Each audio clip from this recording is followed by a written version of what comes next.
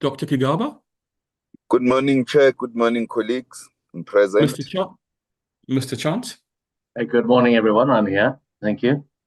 Mr. Koza? Good morning, everyone. I'm present. Thank you. Mr. Gama? Good morning, everyone. I am here. Thank you. Mr. Mbluli? Good morning, everyone. I'm present. Ms. Schlauser-Webster? Present. Those are all members currently on the platform, Chair.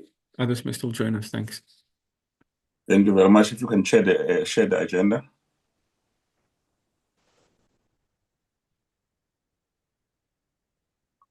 Honorable members, we have these items before us. Can we get the mover and seconder for the agenda? I move that we adopt it. Yes, Member Mdluli moves, and Member Chance second. Thank you very much. Are there any apologies? Chair, we have an apology of Mr. Langa. Chair is attending another committee meeting, Chair. Okay. Thank you very much. Recording in progress.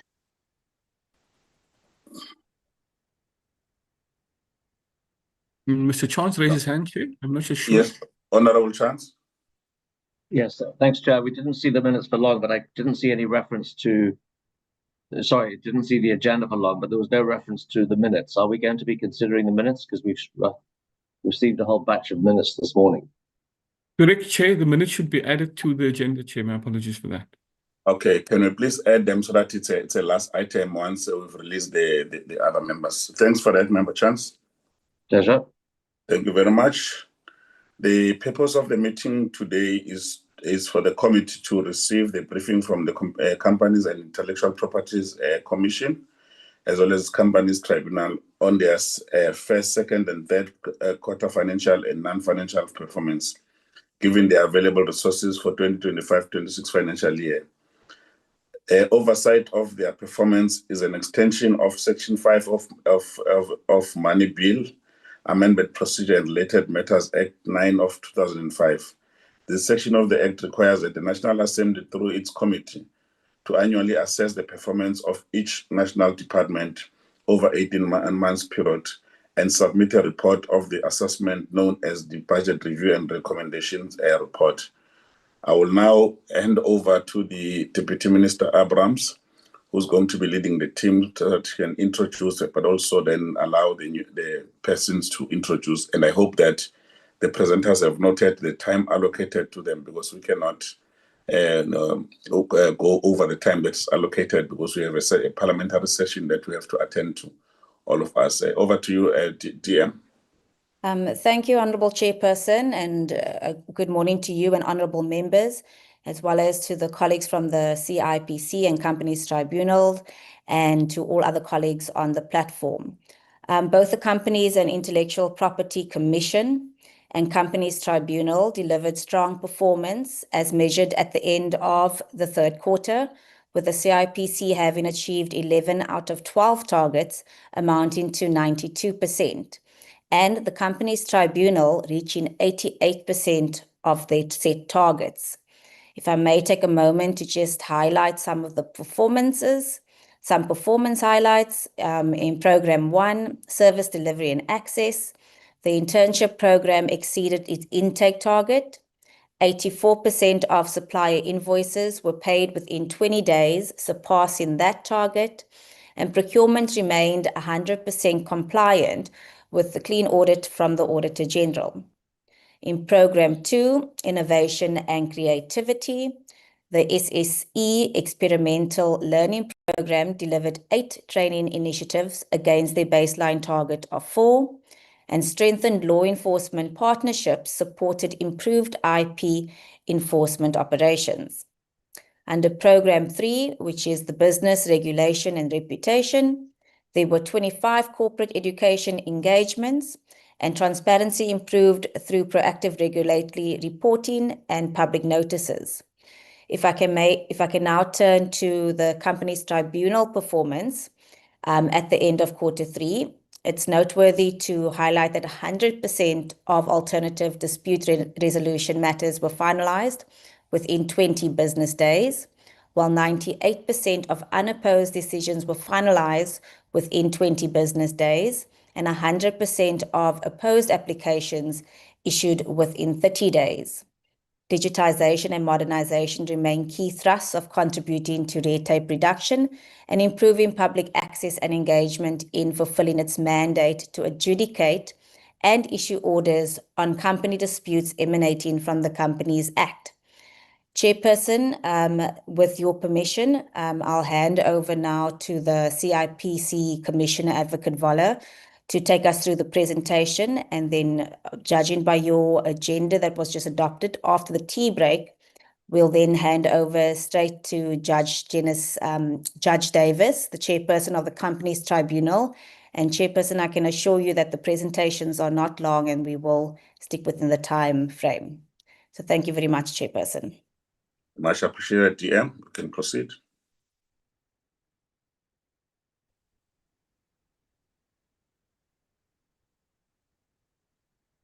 Thank you very much, Deputy Minister, for the open remarks. Very much appreciated. And good morning to all. Good morning, Honourable Chair, and good morning to honourable members. It really is a great opportunity for us to present our report of the work that we do at the CIPC for the last 3 quarters. We will not only be presenting on our APP deliverables, but also we will look at some other performance highlights as per the presentation which has been circulated. We have also included some statistics on our core mandate. What we have done over the past few APP cycles is try to move some of our core mandate stuff to the AOP, because we are doing quite efficiently as far as that is concerned. We do some more substantive and value proposition work, and we've added those statistics as well. On the platform I have this morning with me, it will be join me in the presentation from the CIPC will be my CFO, Mr. Mohammed Jassad. We have the head of governance, risks and compliance, but also now acting as strategy, Ms. Patabida Kapuma. We have Mr. Paul Matosi from the business regulation division, and I have my advisor in my office, Mr. Lindley Peters. Chair, I will be as efficient as I can. As the Deputy Minister said, we don't have a very, very long presentation. We try and keep it succinct to what is important in terms of our delivery. And I do know that you have a parliamentary session to attend to. Lindy, you can move on. So this is some of the abbreviations and acronyms that we've added. CIPC does work in a world of acronyms, so we will have quite a few in our presentation, and that's just a coverage of what those acronyms are. Lindy? Today, these are the areas we'll be covering today as per our delivery, mostly concentrating on our operation environment and making sure that our financial performance is a strong one. We are a fee-generating organization. We do not get any transfer from Parliament, and therefore we make sure that we are governed as far as our financial position is concerned. So the environment in which we work, Chair, is a constantly changing one. We always have an evolving mandate, but as part of that evolving mandate, some of the strong areas that have come out as part of the work that we do is encapsulated within the slide. So the national digitization agenda, as we know that the ministry and broader government is involved in the triple Ds, and one of that is digitized services. So we have a really strong modernization strategy, which we've had for many, many years now. We're actually in the process of trying to refine that strategy, making sure that automated and new technology form the core of some of the work that we do. And therefore, we have quite a lot of services that we've rolled out, which I will get to later on in the slide. A new area that is emerging for registries is the work of what is called ESG, environmental, social, and governance requirements. CIPC is responsible for financial reporting as part of the Companies Act. ESG reporting is taking the fore now because of the issues around climate change and sustainability reporting, and therefore we are playing quite a role together with the department, making sure that South Africa's position when it comes to ESG reporting is one which is balanced. Our taxonomy, as per what is called our Explorer program, which is our financial reporting program, together with the financial reporting standards for which we have entrenched within the Companies Act, form the core and the heart of the ESG reporting. New standards have been placed before us, and we are part of making sure that those standards are adopted in the future as far as sustainability is concerned. The grey listing area was very important for us as our work over the last probably 18 months to 2 years. As Parliament knows, the departmental committee that was put together comprised also CIPC, which we were responsible for the area which is called beneficial ownership. We were to look at two areas that we had to work in. One was to change the legislation to place beneficial ownership within the mandates of the Companies Act, but also we had to implement what is contained within that. So we managed to meet that particular standard. I have some slides also going forward as to how that was achieved, and we all know that South Africa was removed from the grey list. A lot of the work that we also have been doing for many, many years, and the Deputy Minister touched on in the opening remarks, was the area about experiential learning program. This is the area dedicated to patents and designs. It is something that, in meeting with the ministry and also on the platform yesterday, I was on the platform yesterday, some of the deliverables as per the department is the patents bill and the designs bill. This fits directly into that piece of work, because once that is concluded, we will be the implementing party. So we have been dealing with a lot of areas around getting our examiners ready for many, many years now, and we're hoping to see some movement as far as those bills are concerned. Also, the area of consultation on the work is in various sectors, and we therefore rolled it out according to the mandate that is before us. You can change, Linda. Our strategic response to the changes, as per our core mandate delivery, rest on these emerging themes. One is the use of technology, and we all know that CIPC is a highly technology-savvy and driven organization. Much of our service delivery is through technology channels, and we continue to improve on that. Technology underpins our service delivery model. It provides access to South Africans, but also it must merge together with a balancing between regulation and the ease of doing business.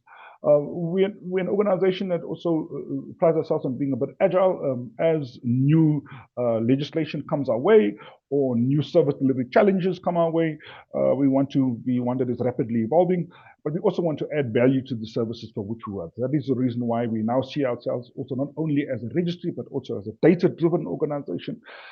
We look at how that we can analyze the data to make meaningful commercial and economic sense. We look at how we can provide certain analytics towards other processes. We're also moving towards working very closely between public and private partnerships, so that we have a South Africa Inc. version of what data is in the economic areas for which we are partly responsible for. So we are changing some of our mandates, and a lot of work has been dedicated to the work of how data play a part in registries. It's also a global trend. We work quite closely with our global partners to understand what is global movement, and one of the global movements is that data becomes the core of some of the work that we do, because the data that we hold is very large, and therefore it can be mined and analyzed accordingly. And innovation is also at the heart of what we do. I've got a whole division dedicated at the CIPC to finding new solutions. We do understand we have an evolving citizenry. We have an evolving base of young people who use innovative means to access our services, and therefore we like to stay in the crux of that. So we're constantly looking for new areas to service the citizens, and therefore we look at how we also can authenticate our data through these means. It all adds to our content improving and efficiency and quality of our service. Our strategic drivers that guide our work and guide our delivery as per our vision is to be a world-class regulator, but there are areas for which we believe that we have to concentrate fully in order to provide that output to our mission. So registration and enforcement, we are at the core a regulator at heart. Even though many people, when they hear CIPC, they think about company registration. Company registration is indeed a voluminous area within the work that we do, but it's not the only work that we do. We do quite a lot of work in various areas in the regulatory space, in the company regulatory space, including our work dedicated to enforcement, financial accountability and transparency. IP protection is another area for which we work in. Once again, not only do we concentrate on the registration of IP and the domains of IP, but we also look at how we can add value through commercialization of those innovations. So we partner and we collaborate with TIA, for example, with NIPMO, with various other stakeholders, and therefore we want to see how can we grow IP as an economic driver, but also make IP at the core of our inventorship and entrepreneurship strategy. With our collaboration partners, we make it easy to do business. It's something which is in the heart of what we do for many, many years now. CIPC, for example, developed something called the Biz Portal. It is something that brought together a one-stop shop of all the areas dedicated to the work that we do, making sure that South Africans are able to go to a single portal in order to find a registration of various parts that require them to start a business. And education and awareness, coupled with improving compliance and governance, underpin some of the work that we do. You can move on, Lindy. So we like to position ourselves as a relevant, credible regulator, and we have these outcome areas that we've dedicated. What we do is, as I said, we don't only see ourselves as a registrar or a regulator, but we see ourselves also trying to play a foothold in how do we, within the economic cluster of entities and the department, expand the work that we do. It's not always easy based on the fact that we've got core mandates, but we also like to see ourselves as how do we reposition the CIPC going forward. So focus area 1 and the outcome there is continue improving on our mandates. We look at how do we have stakeholder value, making sure that the citizens of the country, when they hear the name CIPC, they think of good service, they think of accessibility, they think of efficiency and quality of service, and therefore we are dedicating ourselves to make sure that our platforms are utilized effectively in that way. Our other area that we want to do is reduction of the burden. We want to have efficient, transactional, and multi-channel approach. A multi-channel approach means that we want to meet South Africans where we find them, not only on online platforms, but walk-in centers, collaborations with economic development, provincial economic development institutions, mobile apps. We want to go the whole gamut, which we have, and therefore make sure that we're able to support them wherever they are. We also want to support innovators in the work of IP and making sure that the intellectual property system is effectively utilized in their work. As far as investor confidence is concerned, investor confidence lies not only in the ability to have profitability, but also have to assurance of regulation. And therefore, we want to have a build a capable state. We want to have effective enforcement. We have a whole enforcement wing dedicated to governance and making sure that we increase the compliance culture throughout our landscape. And the last outcome is to make sure that our decision making and to support that is the data work, making sure that our data is secure, making sure that our data is useful, making sure that our data is timely, making sure that our data is accurate, making sure that our data is triangulated and authenticated, because the usage of that data is vitally important in an economic sense. Can move on. This is how we are structured, and our structure supports our 3 strategic programs. Program 1 is service delivery and access, making sure that all South Africans access our services wherever they are. We must also have simplicity in the way that we are accessed, taking the whole gamut of South African usage, from the small entrepreneur to the large Johannesburg Securities Exchange listed environment. We must be able to process all of those applications effectively. We must have quick and quality of service, and therefore that's why I say we have a multi-channel service delivery and access program. Various parts of our work is dedicated to channel delivery and accessibility to our services. We just rolled out something called a new query resolution system in order to make sure that we also meet the challenge that when things do go wrong, and things do go wrong in registry, that we're able to effectively manage whatever goes wrong, whether it's a tracking of an application, whether it's the changing of certain data. We must make sure that we're able to meet that effectively. Innovation and creativity, it speaks to the heart of Program 2, which is IP protection, as well as also enforcement. We did a lot of work in the anti-counterfeiting measures and piracy. But not only that, we also have to work in the space that once an IP is registered, what happens to it then? So we try and also work in the area of commercialization. We're very proud of the program that we have called IAP, which is Inventors Assistance Program, whereby we help indigent inventors who come to us to find pro bono help from attorneys attorneys. This program has been running for a few years now, and we've seen an uptake in the number of patents being granted, and we're very proud of the fact that our education and awareness is spreading towards the usage and utilization of that particular program. We also want to grow local innovation, which is highly important for us. Not only must we have patents coming from around the globe, which is important to stimulate the economy, but also homegrown patents is vitally important for the work that we do. Business regulation and reputation is program 3. It speaks to itself. It's company work, company and co-op also. I must never forget cooperatives. It is our registration work. It's our maintaining of those registers and maintaining of those companies and co-ops. But it also entails enforcement. It entails the growing of compliance. We have compliance metrics that we use. We have compliance indexes that we use and compliance reporting, and making sure that South Africans, when it comes to the governance aspect and coming into limited liability via the Companies Act, must be able to understand that it comes with responsibility, and those responsibilities entrenched within what we call business regulation. Move on, Dudley. Coming to the heart of our where we are as far as our performance is concerned, I'm glad to say that we are 92% as per Q3.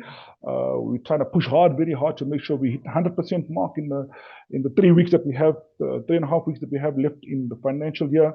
But we have an improving performance as from Q1 to Q3. Our organizational agility is built on meeting new challenges, and therefore the rising of performance is part of the way that we view what we do. We continue to improve.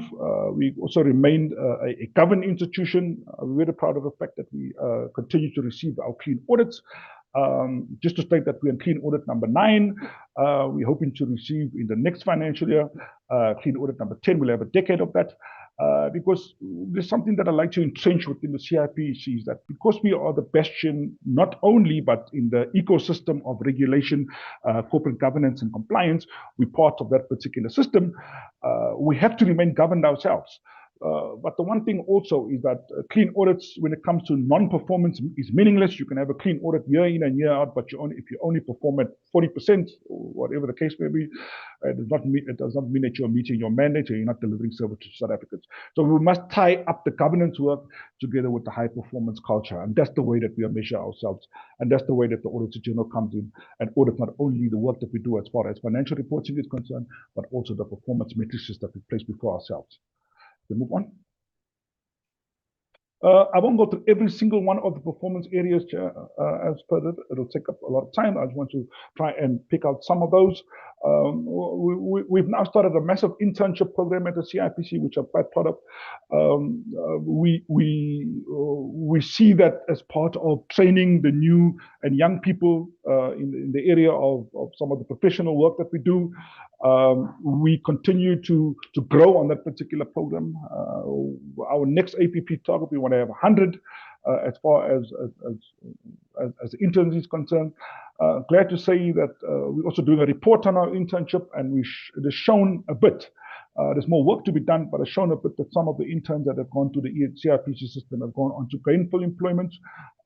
Some interns have actually written to us and have told us that the grounding that they've received at the CIPC is a good one for them to go on when it comes to interviews or to the work that they do as they move on.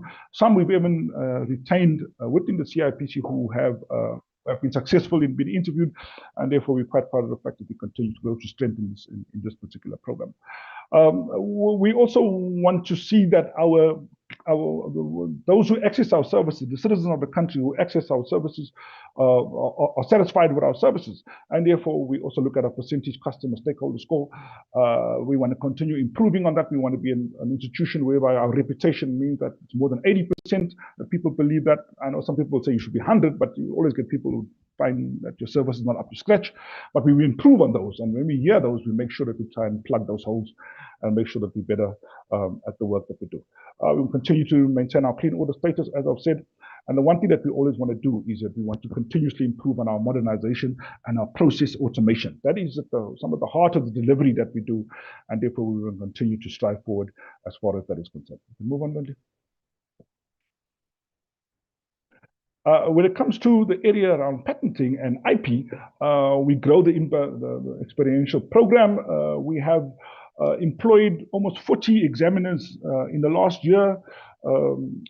We have taken them on board as far as making sure that we're ready when the Patents Act is amended, and therefore we continue to grow this program. We work together with the private sector.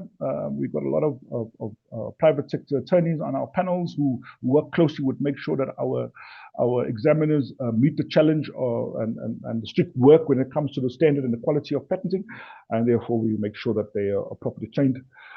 We do a lot of work in compliance also in this area. We regulate the collecting societies, all three of them that we regulate, and we make sure that they are able to distribute accordingly. We audit those distributions to make sure that royalties flow to the creative sector. Can we move on?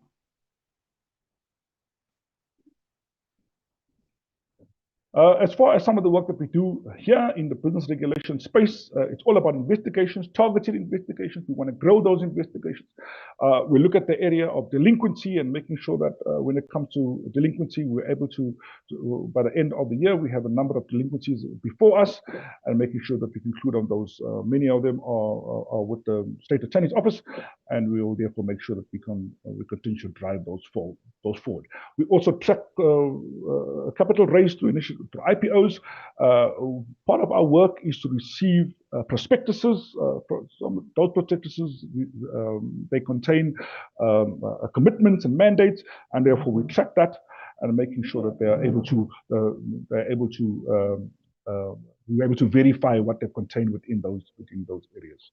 Can move on. So inside of some of our statistics, by the end of January, we've registered just over 420,000 companies. We normally register between 480,000 and 500,000 companies, and I think this year we'll probably hit the 500,000 mark or close to that. It's a large volume of work that we do. We've built a lot of systems dedicated to quick turnaround times. Majority of our registrations are done within 1 day because part of what we did as far as the modernization program is concerned is dedicate a lot of time and experience and energy over the years to make sure that core mandate, when it comes to effective economic participation and entry into the regulated space of companies, we dedicated ourselves a lot to that. So we continue to see it grow, and we continue to see a lot of traction in that area. Cooperative registration continues to also stabilize somewhat. The business registry space, we've registered 263 cases this year, thus far, until the end of January.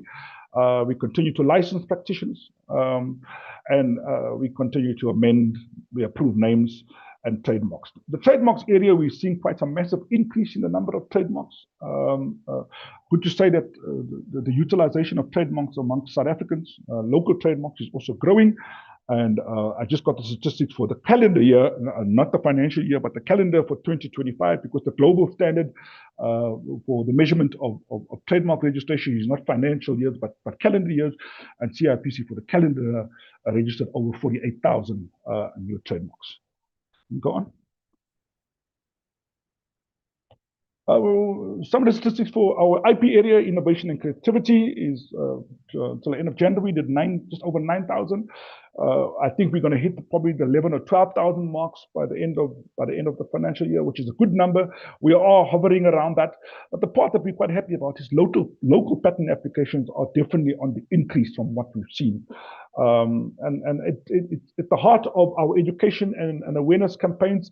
It is the heart of showing all South Africans that the patenting system and inventorship ties very much hand in hand with entrepreneurship, and therefore the usage of the IP system must not only be by large companies. We've seen it effectively used by SMEs in other countries, and therefore I think the message that we are propagating through our campaigns is certainly one that is showing a bit of traction. When it comes to designs, we also see a similar number. I'm glad to see that South African designs are certainly on the increase. So as far as our modernization, what have we rolled out in the last 3 quarters? So what strides have we made in order for us to make sure that our digitized services are increasing? So it speaks to the heart of our automation strategy. Our service provision continues in that area. And our organization value is one of continuous improvements and access channels. So we automated reinstatements as part of the grey listing area. we had to deregister quite a lot of companies because we had to clean up the register as per the FATF standard. Once we cleaned it up, many of those companies wanted to be reinstated. We had a lot of bottlenecks. We had a lot of backlogs in the area.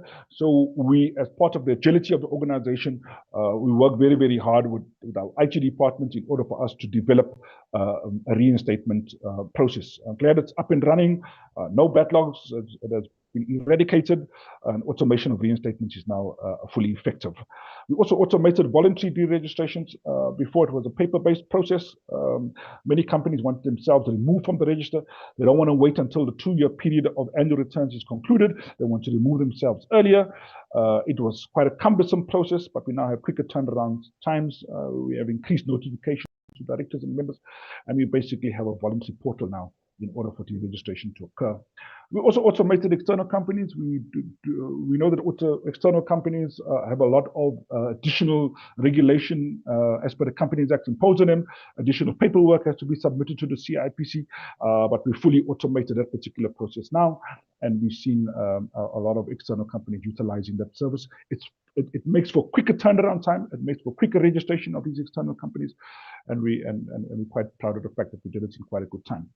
API automation is a development for the movement of data. We always had public automation. Public entities and public government departments are able to access CIPC data directly into the database through APIs. We've always had that, but now we've rolled it out to the private sector, banks, credit bureaus, company secretarial practices and the like. They pay us a fee. They're able to have the work done better. There's a movement of data. It speaks to our data project as well, and we're basically able to utilize API automation now. We optimize beneficial ownership filing. The one thing is that when it came to the grey listing area, we were under pressure and time in order to develop a system. I'm glad to say that the numbers have increased drastically. We've received over 3 million or thereabouts beneficial ownership filings to date. It's a record number simply because we tied it up to annual returns as well.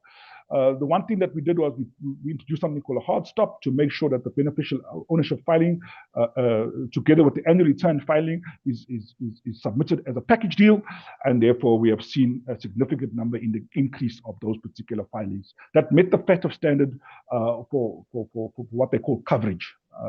We also implemented an AI search tool. We're moving into the AI space. We're currently developing an AI strategy for the CIPC.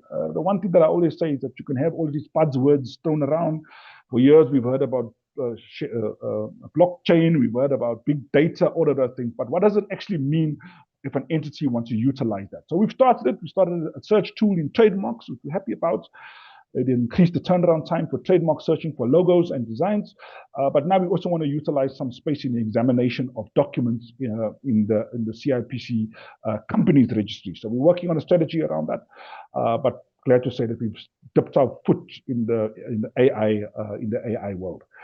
Red flag capability for companies who are a bit naughty. We now have a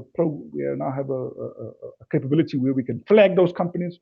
The one thing that we see, and some members have written to me over time, is some movement of directors, chopping and changing of directors. We've strengthened that environment over the years, but we continue to see that happening. So now we have red flag capability to say, well, this company, we've seen this happening. Let's stop it. Let's see what happens. They need to go to court. They need to sort out their problems. Many people call that hijacking. Some 90% of the time, not really hijacking. It's internal movement of directors who are fighting amongst each other. So now we can flag them and say that they need to sort themselves out. And we digitized much of our records. We've got a big program at the CIPC for the scanning of documents and be able to move the data far quicker when it comes to how do we disclose those areas. Yeah, can move on, Lindy.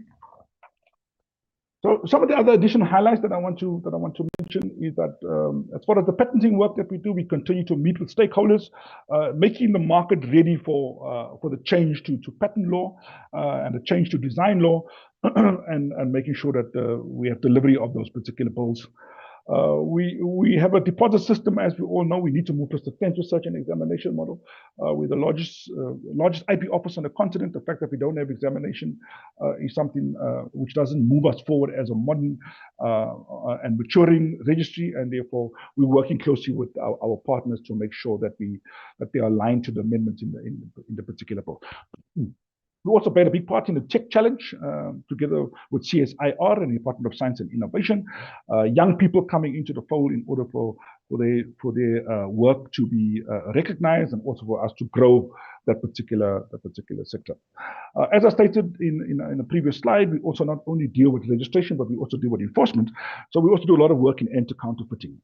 We look at various solutions of anti-counterfeiting measures. We play a coordinating role together with SARS, customs area, various other rights holders, with the National Prosecuting Authority. Not only do we coordinate some of these raids, but also we in the work of training of the prosecutors, and also having awareness campaigns amongst judges. It's a very specialized area, and therefore we see that part of our work is one of advocacy to remove the scourge of counterfeit goods. We also launched a guide for SMEs, for IP references for SMEs. The one thing that for years is that larger law firms utilize the space of IP. We know the large firms, there's quite a niche market for them, but we also want smaller law firms to also be able to provide these particular services. So we developed a guide together with our Swiss colleagues and various experts in the South African IP space, and we basically launched a guide in order for smaller companies to utilize smaller firms in order for them to protect their IP rights. Okay, move on. We also launched the CIPC Youth IP Award, something I'm quite proud of the fact that we had our first one. We have our second one coming up on the 26th of March, whereby we have like a competition. We recognize young inventors. We have various categories that we recognize. We have a bit of a monetary incentive attached to that. We also have a holding hand program after they have been recognized, and we've seen quite a good uptake in the number of young people coming forward to participate in this IP awards. It's in, as I said, it's in various areas. It's not only in the inventorship part, but it's also in the creativity part. And we're glad to see the wealth of talent that we have in South Africa when it comes to young people and the usage of innovation and the usage of inventorship. And therefore, this is a way of acknowledging them and recognizing them for their efforts. We took part in the BRICS 17th Heads of IP Officers. Our international partners play a big part in how we train our examiners, play a big part in how do we deal with our IP policy in the various domains, and our BRICS partners for years have been very instrumental in the way that we roll out some of our initiatives on our domestic IP landscape. We've also started something new called grassroots interventions. We go to rural areas and discuss IP. We see a lot of IP education in those particular areas. We look at how do we equip innovators with resources in IP. How do we measure them up together with the Inventors Assistance Program, and we want to basically have the word of IP spread throughout the landscape of South Africa and the length and breadth. So we go not only to recognize commercial areas, but we also deal with a lot of grassroots interventions. We played a part in World IP Day. I won't go too much into that. It's an annual event. We move it around the country. This last year, we did Mangosuthu University of Technology, and we basically look at a theme that has been given to us on a global sense, and we and as part of our celebrations, CIPC to get our partners to spread the word. Then move on. As far as copyright and IP enforcement is concerned, we're part of illicit alcohol task team training. As I said, part of our work is collaboration in the space of IP enforcement. We deal with the understanding of where the bottlenecks are in IP crime. We collaborate a lot with multitude of partners. We do a lot of training in the particular area for inspectors and enforcement stakeholders, and making sure that we try and identify areas for which action is required. We also part of the pharma crime awareness for illicit and counterfeit medication. We also seen that. I just got a call actually yesterday from a company called Novo Nordisk. They are particularly concerned about some counterfeited drugs that are found in South Africa, and we are working closely with them to make sure, together with the Hawks, to make sure that we're able to deal with counterfeit medication and the like. TRIPS Council presentation from Women in IP, we partook in that. And we're also very much involved in our BRICS working groups. BRICS working group has quite a few working groups. One is on geographical indicators. It's a piece of work that falls within the trademark area, and we play quite a role in making sure that we are able to collaborate effectively in that area. In IP outreach, we were part of the Platinum Incubator. We once again speak to our grassroots innovation and IP ecosystem of empowering SMEs to use the system. We do a lot of work in this area. On a daily basis, CIPC staff and education awareness are out speaking about the benefits of IP. As we've seen in the localized patenting and the localized trademarks that we are seeing an increase in. And it's our way of making sure that IP in a developing economy and in a young people economy, that they understand the benefits of intellectual property. So this slide just basically sets out all the IP outreach that we've been doing. And with the benefit of time, we can move on. In the work of corporate education, that was IP, we do quite a lot of work in making sure that the regulatory work that we do, the registration work that we do, the compliance work that we do, the governance work that we do, and the partnership work that we do of understanding the ease of doing business and coming into the formalized economy is recognized. So we partner with a lot. We were at the Rand Easter Show. We do this on an annual basis. We have a store. We tell people the benefit of CIPC. We tell them exactly what, how to register. We show them after you register, how do you remain compliant to any return filings and the like? How do you maintain those companies? And we have a presence in some large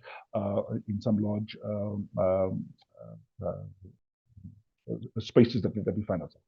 So we also participate in the business show. Some 30,000 people pass through the business show on a daily basis. It's held over 2 days. I speak at these shows to make sure that people effectively utilize CIPC, that they're able to understand the work that we do.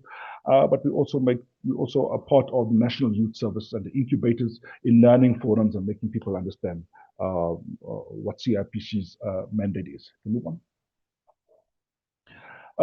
Some other performance highlights, education awareness, is that we're really proud of the fact that we have one of the larger WIPO summer schools. We held it in December in Durban. We have participants that come from various countries. It's not only African countries, but we had Koreans who were present. We had South Americans who were present. We had Middle Easterns who were present. And we're proud of the fact that it's recognized through the WIPO network as one of the better IP summer schools. And this is the part also, once again, of making sure that the work and the educating within the intellectual property space is broad and is spread, and also is meaningful when it comes to the economic transformation sectors. Can we move on, Lily?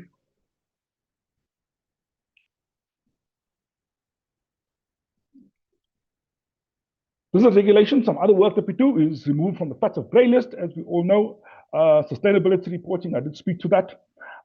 We partake in something called the Corporate Registrars Forum. It is a global meeting of registrars which has grown to more than 100 countries now. We have presented on the good work that we've done in the beneficial ownership space. I get a lot of calls from various countries that want to benchmark against us. They see that we've done quite well as far as that is concerned. It continues to shape our registration frameworks when we meet with our counterparts, and also the fact that we will be hosting this big global meeting in 2027. We also work a lot in the business rescue space. We have policy dialogue and making sure that the business rescue regulation is one that is utilized effectively. Once it is utilized effectively, we must be able to regulate the space. We do a lot of work in making sure that business rescue practitioners who do not follow the rules, do not follow the legislation are brought to book, and therefore it is part of all part of our compliance growth and our compliance work. Move on. So when it comes to beneficial ownership, we all know we remove from the grey list, right? So we know that. But two areas for which we were responsible for, and just to put it in context, is that we were responsible for two areas. One was that we had to demonstrate that we had a beneficial ownership register, And the second part was that once we had the register, were law enforcement agencies and other regulators able to access that register effectively when they do investigations, and those investigations must lead to criminal convictions. So we were able to effectively have a register developed within good time. We were able to have a lot of coverage on that register. As I said, I think we're about the 3 million mark. We held a lot of enforcement activity on that register to make sure that those filings are utilized by law enforcement agencies and the NPA. And when the assessment was done, it was seen that IO51 and IO52 were met. So we're quite proud of that fact. But the story doesn't end there. The next part is that we will be having a national risk assessment whereby the FATF, Financial Action Task Force, will be coming once again to South Africa in order for them to see that we are continuing to commit to what we've done. We continue to strengthen our anti-money laundering strategies and policies and frameworks. And the CIPC side, we must show that the data on the beneficial ownership register is one that has credibility. So we're working quite hard. The fact that we want to triangulate the data. There is another amendment that we want to push through Parliament in terms of an omnibus bill, which is driven by National Treasury, whereby we want to have discrepancy reporting being part of legislation. So if a bank, for example, sees that the beneficial ownership data that CIPC has is very different to the data that they have in the bank accounts, then there is something wrong. So they flag it. This is all part of us showing and proving to the FATF that we are committed to the fact that we want to have credible data on our beneficial ownership register. There's other areas which other departments and entities are responsible for, but this is the work that we are that we are concentrating fully on when the peer review is being done. Can move on, Lindy. So some of the PL features that we have is, and our customers, as I said, we've improved on this. We make sure that we continue to make it easy for filers to utilize the system. But we also want to make sure that the data that we have and we hold on there is one whereby we can verify it and check it again. So we check it against the targeted sanctions list. We check it against the foreign assurance because many beneficial owners are not South Africans. We check it against the delinquency register, which we have. We work on the area of complex structures, you know, that sometimes beneficial owners want to, when it comes to money laundering, they want to hide their identity. So we try and drill it all the way down to complex structures. And we also make sure that when it comes to the issue of annual returns, we tie it up to a hard stop functionality, which increases the numbers of filings. This is just the development that we've done over the years, and we continue to develop it. We continue to work with our partners through Straight, Johannesburg Securities Exchange. They keep shareholder information. We continue to work with law enforcement agencies, and most importantly, we work quite a lot with the banks. Give us a bit of a headache, but we're getting there. Thank you very much, Chair. That as far as the performance is concerned, we can move on. Mr. Jassat, our CFO, will take you through the financial performance. Thank you very much, Chair. Thank you, Commissioner. Good morning to the DM and to the Portfolio Committee. I will try to be succinct just and take you from the Commissioner and just provide the highlights regarding the financial information for CIPC's first 3 quarters of 25-26 year. The annual budget that we have for the 25-26 year is 872 million rand revenue, as opposed to 718 million that we can see for 24-25, quite a big jump of 150 million rand. And that relates primarily to the increase in the annual return forecasted revenue, which we will see when we drill down into revenue.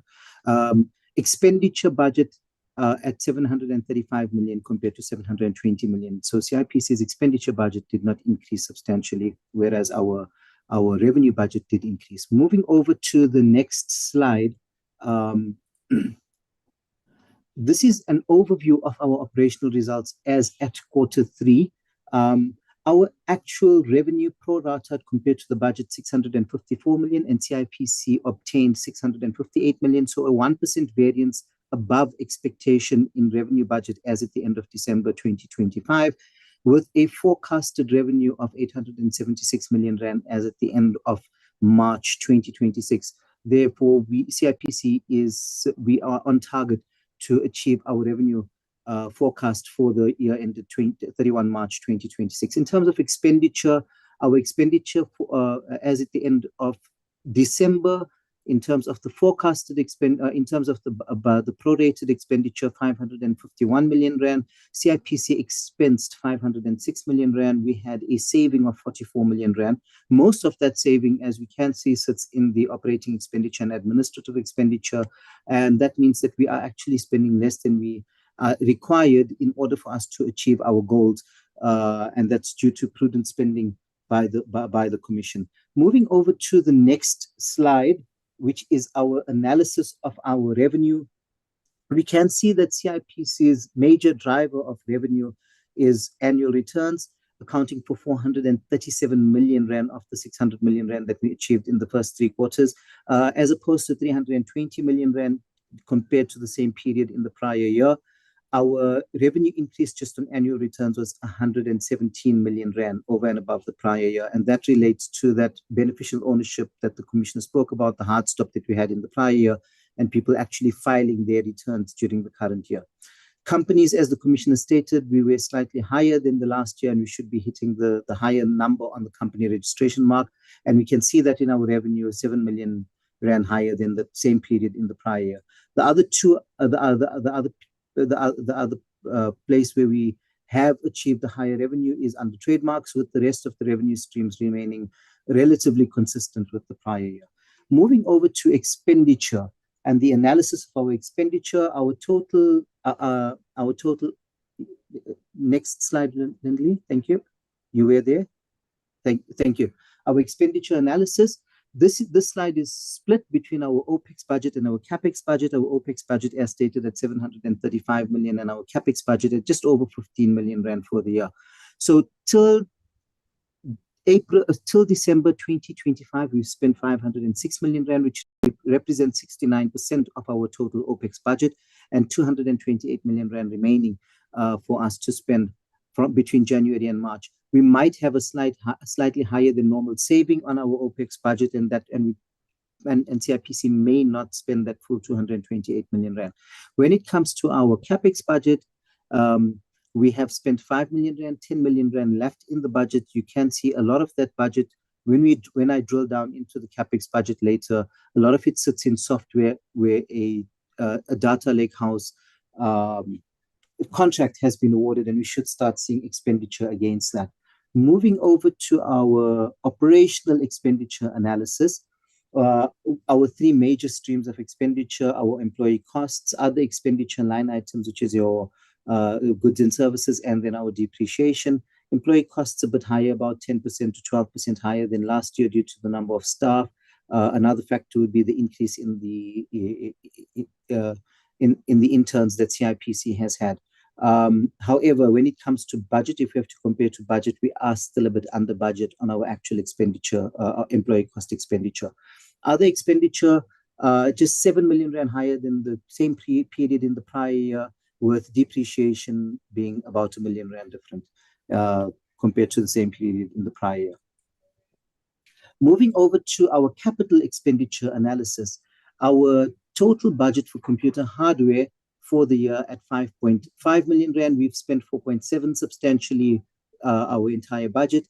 As I stated earlier, our computer software, we haven't spent much against that, but we should see spending coming through in the final quarter with the award of the data lake house and expenditure against that data lake house contract being incurred.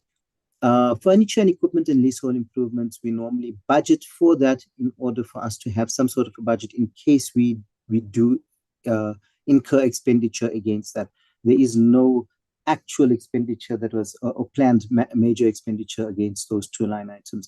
Just another way on the next slide to look at the capital expenditure analysis. This is comparing the prior year, December 2024, with the current year with the current third quarter, December 2025. So as at December 2024, we had spent 7.7 million. We are at 4.7 million right now. But the reason for that is simply because our actual budget for the CAPEX on computer hardware for the current year is lower than the prior year. As stated, the 248,000 on computer software, we do expect to see that moving in this last quarter, and we should see that expenditure catch up close to our amount that we had in the year end. as compared to the prior financial year. Furniture and equipment and leasehold improvements, just as I stated, the budget is there for the purposes of having a budget. And Chair, that brings me to the end of the financial overview, and I can hand back to the Commissioner to conclude. Thank you. Well, then, thank you very much, CFO, for that.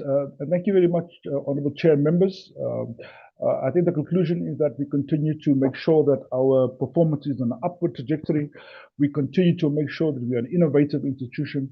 We make sure that we also one that takes regulation and compliance very, very seriously, and we want to be a governed institution, and we want to improve on the governance in the country by using mechanisms contained within various pieces of legislation, not only the Companies Act, but also in the IP legislation, and making sure that we never forget that we have a core mandate of efficient and effective and qualitative registration and maintenance of those registers, and making sure that we deliver and disclosure and data on those registers. So thank you very much, Chair, for that. We are open to any questions that the members will have. Thank you. Thank you very much. And are we going to the second presentation, or we discuss this one first? Is the committee's decision. I can proceed with the second presentation and discuss all in one, but it's up to the committee chair. Okay. Can we allow the second presentation, colleagues, so that we can just discuss both of them? I think it will be easier. Is it fine? Fine with me, Chair. Other colleagues, are you fine? Okay. I'm seeing indication it's fine. We can proceed with the second presentation. Thank you.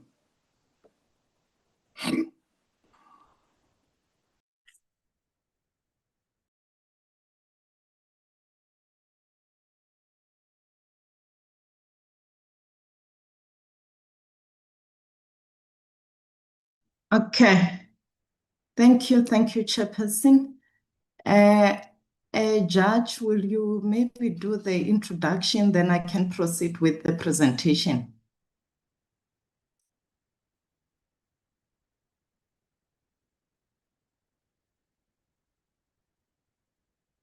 So, Chairman, do you want me to just make a few brief introductory remarks?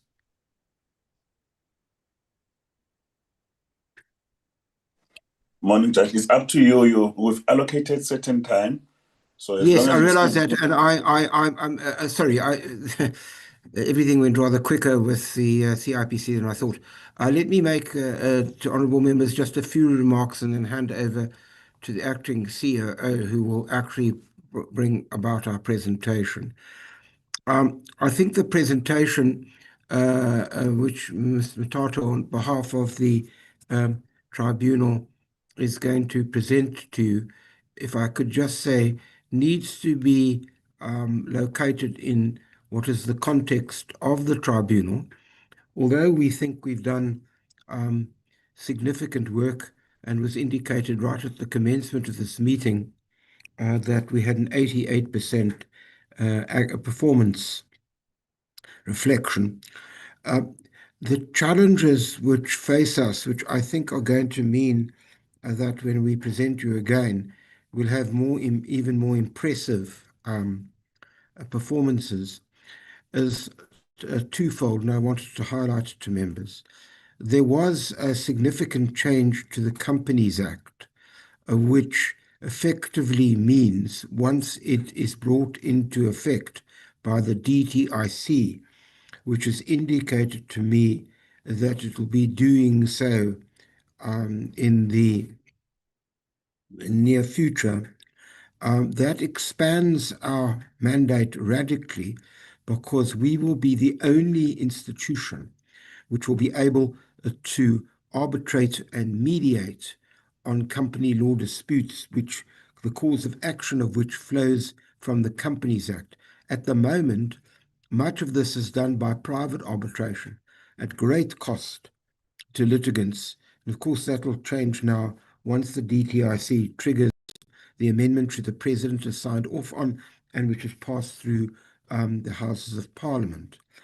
The second context I'd like to draw your attention to is, after a great deal of battle, I have managed to ensure that the DTIC, through the Minister, to whom I'm very grateful, has appointed a series of retired judges to supplement our panel and has given our panel considerable additional expertise and experience. And I just wanted to draw this to your attention so that you understand we're in a slightly transitional period. And that means that when you evaluate our results, which I certainly think are more than adequate, to put it mildly, you'll realize that we are now in a very significant upswing as a result of the two comments that I've made. But with those remarks, and I'm happy to answer any questions that honourable members might want to raise before us later, but with those remarks, I'd like our Chief Operating Officer to present the presentation which we've prepared for you.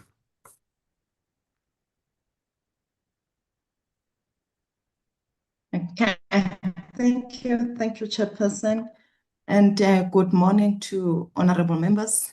As the chair has already done the introduction, and also the DM has also highlighted some of the achievements, but just maybe before I proceed with the presentation, just to mention that we also have the registrar with us here in this meeting, Mr. Selby Magwasha.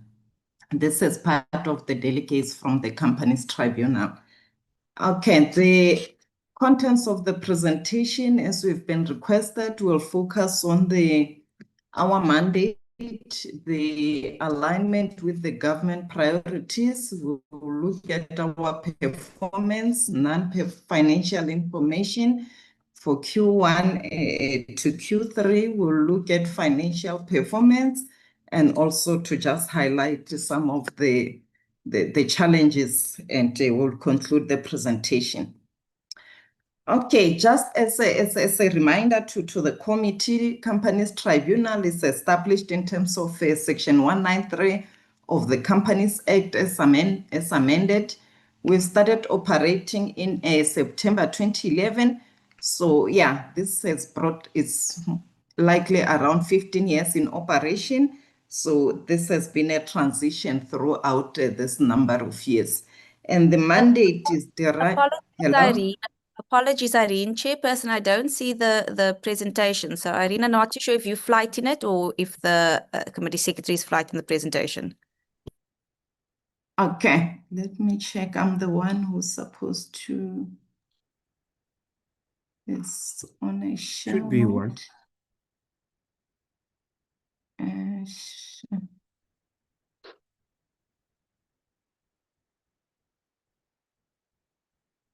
it visible? It's visible. It's just not on presentation mode.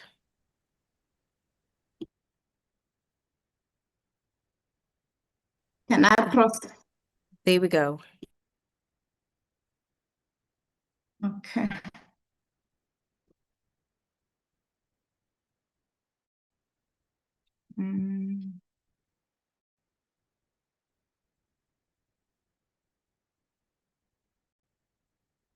Okay, I can proceed.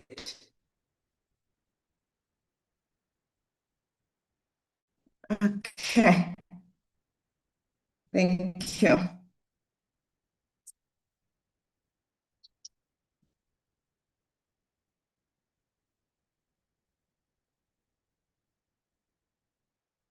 Okay, so let me proceed.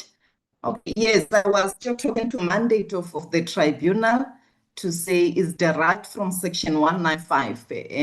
What the tribunal does, we adjudicate, we resolve the dispute through alternative dispute resolution and perform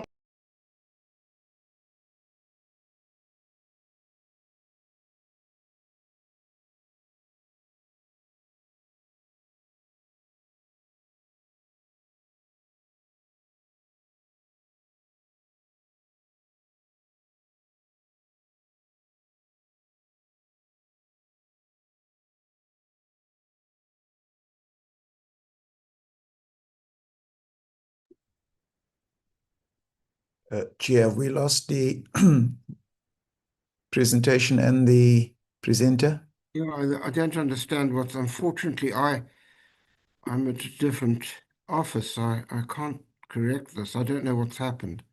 See if I can contact the COO. She's just off the platform, Chair, so we'll have to wait till she returns. I do apologize to members.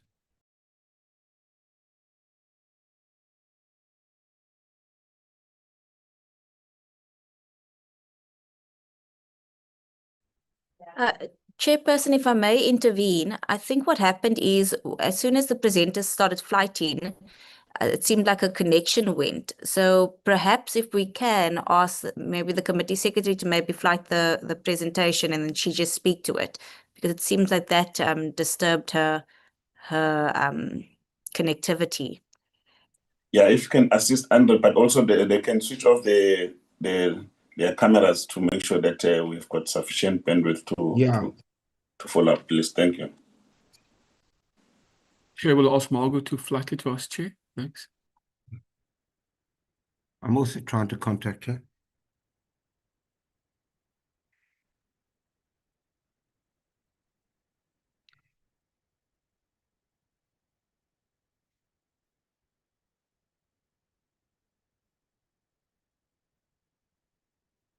I think I got lost in between.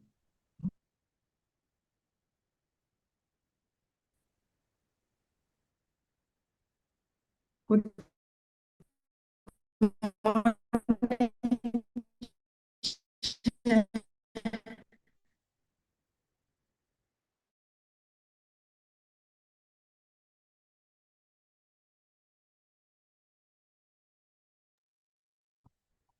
Am I audible?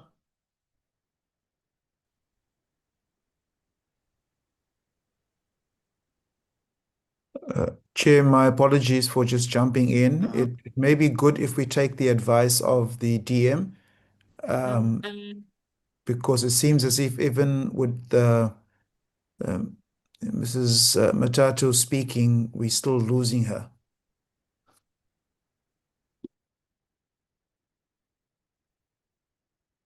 The presentation is being shared by Margot at the moment, Chair. Okay, yeah. If Could I ask, can you hear me? Yes, we can hear you. Well, I'm just wondering whether, in fact, if somebody could scroll down the slides, I'll just take over. I'm in, Chairperson. I don't know if I'm audible. That's better. Okay. That's Can better. I proceed? Yeah, someone is gonna scroll for you. Just read it and then switch off your camera. Thank you. Andrew, you must take charge of the administrative things. I don't want to be talking in between. No problem, Chair. Okay, thank you. And my sincere apologies for that. Okay, as I proceed with the presentation, the tribunal's alignment with government priorities in terms of the MTDP, our main focus is to drive inclusive growth and job creation, and also to ensure that we reduce poverty and tackle the high cost of living, build a capable and ethical and developmental state. And what is the outcome, how we position ourselves? With the outcome of, with the priority of driving inclusive growth and job creation, the tribunal, the outcome is to enable environment for investment and improved competitiveness through structural reforms. That is achieved through speedy resolution of company disputes and also the interns that we appoint. And with regard to the priority on reducing poverty and tackle the high cost of living, how the tribunal contribute is also through free speedy service, thus eliminating business cost on small businesses, contributing to the creation of a conducive business environment. On building a capable and ethical and developmental states, as the company's tribunal, we ensure that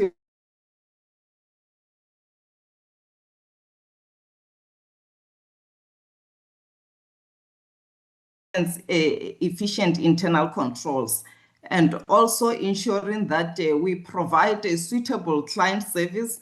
Decisions are issued on time. There's timeous communication with clients with comprehensive information provided, and the inquiries and matters are attended to timeously. We can proceed to the next slide.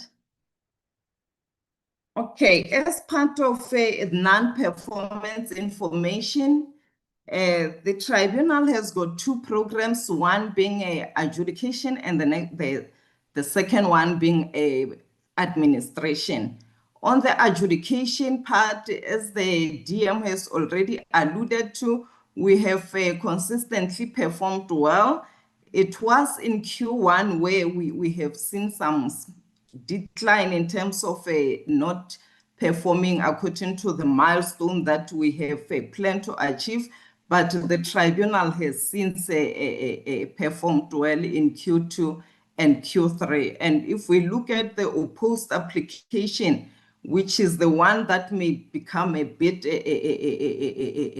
tricky, but in Q3, all of the cases that we've received, the decisions were issued, all of them within 30 business days from the date of hearing. And the same with the ADR, we have consistently performed, make sure that all the cases, all of them, 100% are finalized within 20 business days. We can proceed to the next slide. And in terms of our caseload, we have seen a slight increase in our caseload. So as we compare the Q1, Q2, and Q3 of the current year versus the previous financial year, there has been some slight increase in terms of our caseload. And we do receive cases predominantly in Gauteng, KZN, and Western Cape, because those are the major business hubs. We have fewer cases in other provinces, in all other provinces, and we continue to do our outreach activities in those provinces to market the services of the tribunal. And in terms of the quality of decisions, we've got a peer review of cases which are conducted as a risk mitigation just to make sure that we guard against the inferior decisions that are issued.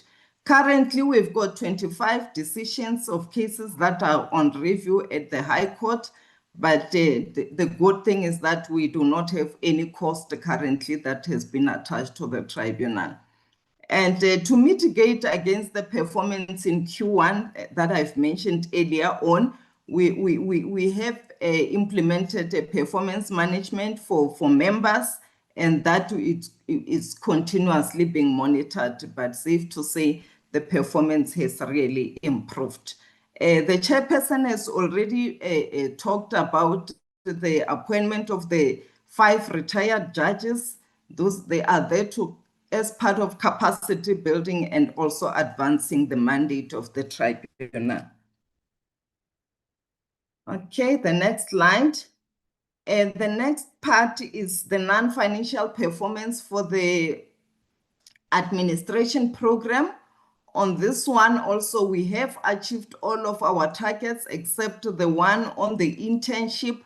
On this one, the plan that we have, because we are measuring our internship against the two as the percentage of our total grant.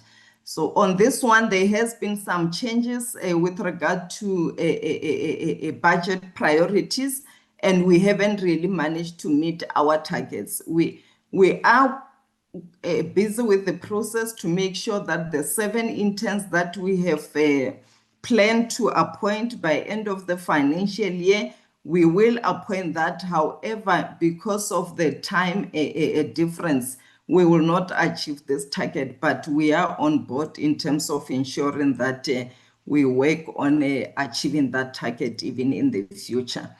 With regard to procurement from the designated groups, there we have consistently performed above the target that we have set. And because of, I've mentioned that the tribunal started in operation in 2011. In some instances, we are not really well known in other areas, and we are currently utilizing the issue of the social media to make sure that we are able to target the stakeholders at all levels.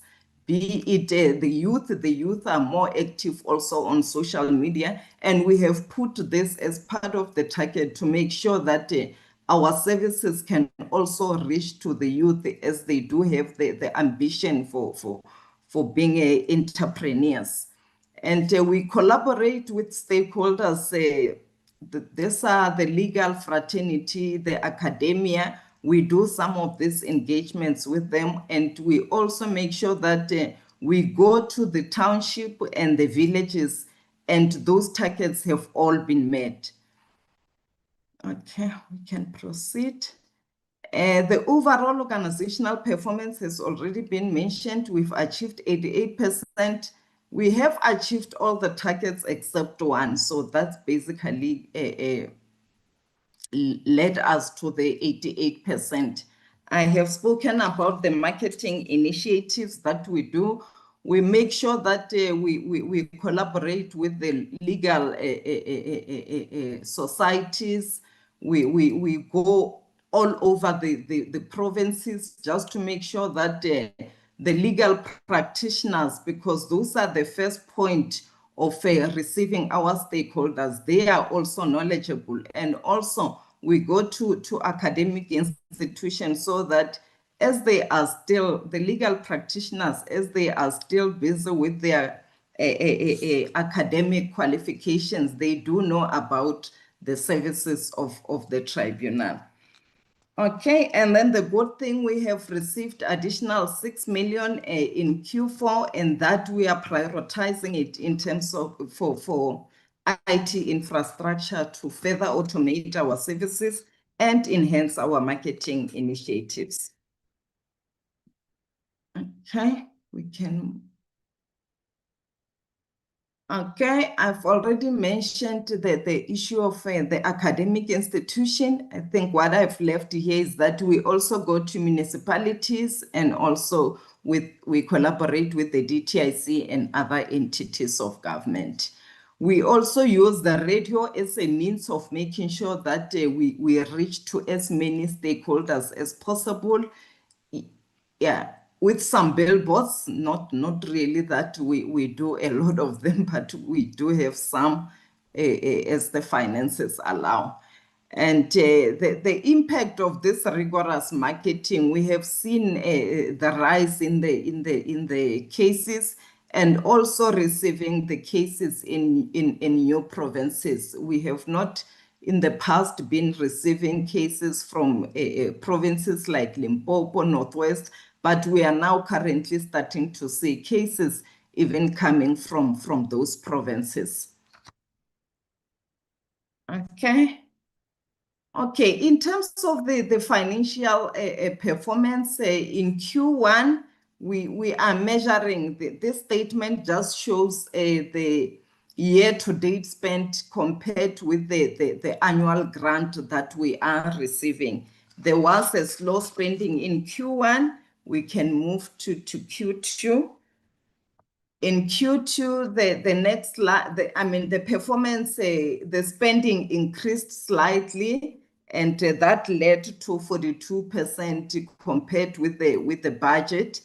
And the major expenditure for tribunal remains the employee-related cost. We can move to the next slide. As at end of Q3, we have spent 61% with the surplus of 12 million. So that one, we are comfortable that come end of Q4, we will have fully utilized our budget. We can move to the next one. Next slide. Okay, the previous one. The statement of financial position on this one, our main asset is basically our cash and cash equivalents. That's the one that is currently showing that we've got a 15.6 million, and all other trade and other receivables, those are just, it's not really a big number. And our assets also, we mainly, because we are accommodated within the DTIC, it's mainly our computers, the servers, and also our software. For our liability, the main liability, because we pay our suppliers within 30 days, we don't keep a lot of creditors in our books. And the other liability is mainly the leave accrual for employees. Okay, the next slide. The next slide just shows the budget over the years. For the current financial year that we are reporting on, our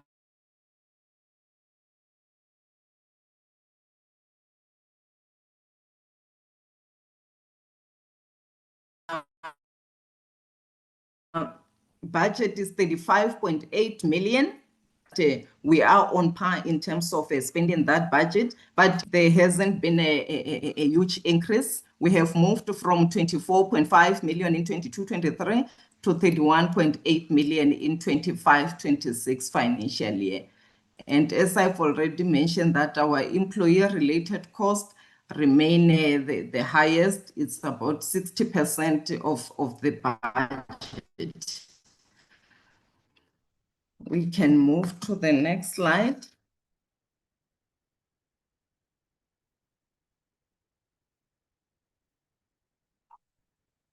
Okay, in terms of our suppliers, 99% of suppliers were paid within 20 business days, and 100 were paid within 30 business days. So I think there we are really doing quite well. And I've already reported on the procurement. There we are targeting level 1 to level 4. 96 of procurement we're done with those designated groups. We do not have any irregular, fruitless, and wasteful expenditure. And we've already passed the decade in terms of consistently achieving a clean audit. So the one in 2024-25, that was our 10th year of receiving a clean audit. The next slide. Okay, in terms of the risk management, we do monitor our risk on a quarterly basis. So we do assess and we do try to, if we do have any emerging risks, we've got the Audit and Risk Committee that also play a huge role in terms of just putting us on track. Controls are in place because being a tribunal, one of the risks that we are guarding against is the reputational risk in terms of ensuring that our decisions remain consistent. I've already mentioned, because we do not have offices all over, we make sure that we do the rigorous marketing to make sure that the tribunal as a brand is known. And being I'll say a smaller entity, we've got limited resources, but that we've got controls to mitigate against the limited resources for both human and finances. The next slide. Okay, yes. As the tribunal, we are currently 100% dependent on the grant. We have a plan in place just to look at the funding model, but currently the budgetary constraints remain one of the challenge. The chair has already talked about some of the measures that we are putting in place to address the issue of the limited mandate. and also external dependencies on some of the things we are dependent on outsourcing. For example, our internal audit is outsourced. Okay, the next slide. Okay, the chair has already spoken to the amendments. I will not really touch too much on that, but also what I can add is that the mandate also has been extended to include the BEE referral matters. So that one, as soon as the process has really been finalized, we've got the regulations. So that will also increase the caseload for the tribunal. Thank you, Chairperson. This brings us to the end of the presentation. Thank you.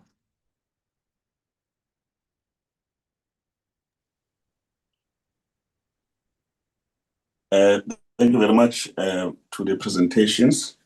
We will now open up to the members to engage. Maybe as a starting point for CIPC, just to ask whether the institution does subscribe to the notion of information and data sovereignty, and if they can just share some details they have. And then secondly, just to check with them whether they've built the capacity of their own systems, programs, and apps, which are independent from key global tech companies, to ensure that we're insulated from data and info capture that seemingly is happening globally. And thirdly, if they can just spell out some of the innovation that is homegrown, even some that is uniquely used or developed by South African companies that they are utilizing in the main. In terms of the data security, I just wanted to check with them that we've seen a number of institutions accessing confidential records, which ordinarily should only be accessed by law enforcement agencies after due processes. Seemingly, it's easy for anyone to get into the system and just to draw people's companies' ID numbers and this and that, and use it inappropriately at some point. And Commissioner just alluded of the CIPC to the amendment of the Patents Act. What is the status of that, and have they started working towards amending the Act? If you can take that. And what is the role? Other question is, what is the role in the most complex international structures that present themselves to trade in SA? Do they get involved in scrutinizing complex structures in line with local laws? For instance, as the committee we interacted with FlySafe, they showed us some structure which undermines some of the legislative issues here. But we now know that they have come up, they have some structure that they are talking about. We don't know who's scrutinizing those things, because Parliament does oversight and it's a last line of defense. So I just wanted to check that so that you can then allow other colleagues to come in. Andre, if you can help me with the hands, please. Noted, Chair. We have Mr. Thring, Mr. Mdluli, and Mr. Chance at the moment, Chair. In that order. Thank you, Chair. Chair, just maybe two questions to the CIPC. What are the turnaround times for, I think company registrations we were given, but what are the turnaround times for the annual returns and IP applications? And in addition to that, are you meeting the quarterly targets for these turnaround times? And then, Chair, I think you alluded to the ICT system, but my question is maybe slightly different. How stable is the BIS portal and the e-services platforms? And have there been any outages that have occurred during these 3 quarters? And how safe, in terms of cyber attacks, is your ICT systems? So, Chair, those are just the two questions.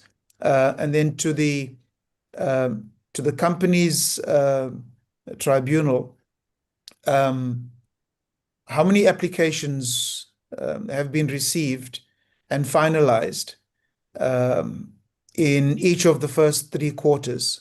And do you have any backlogs?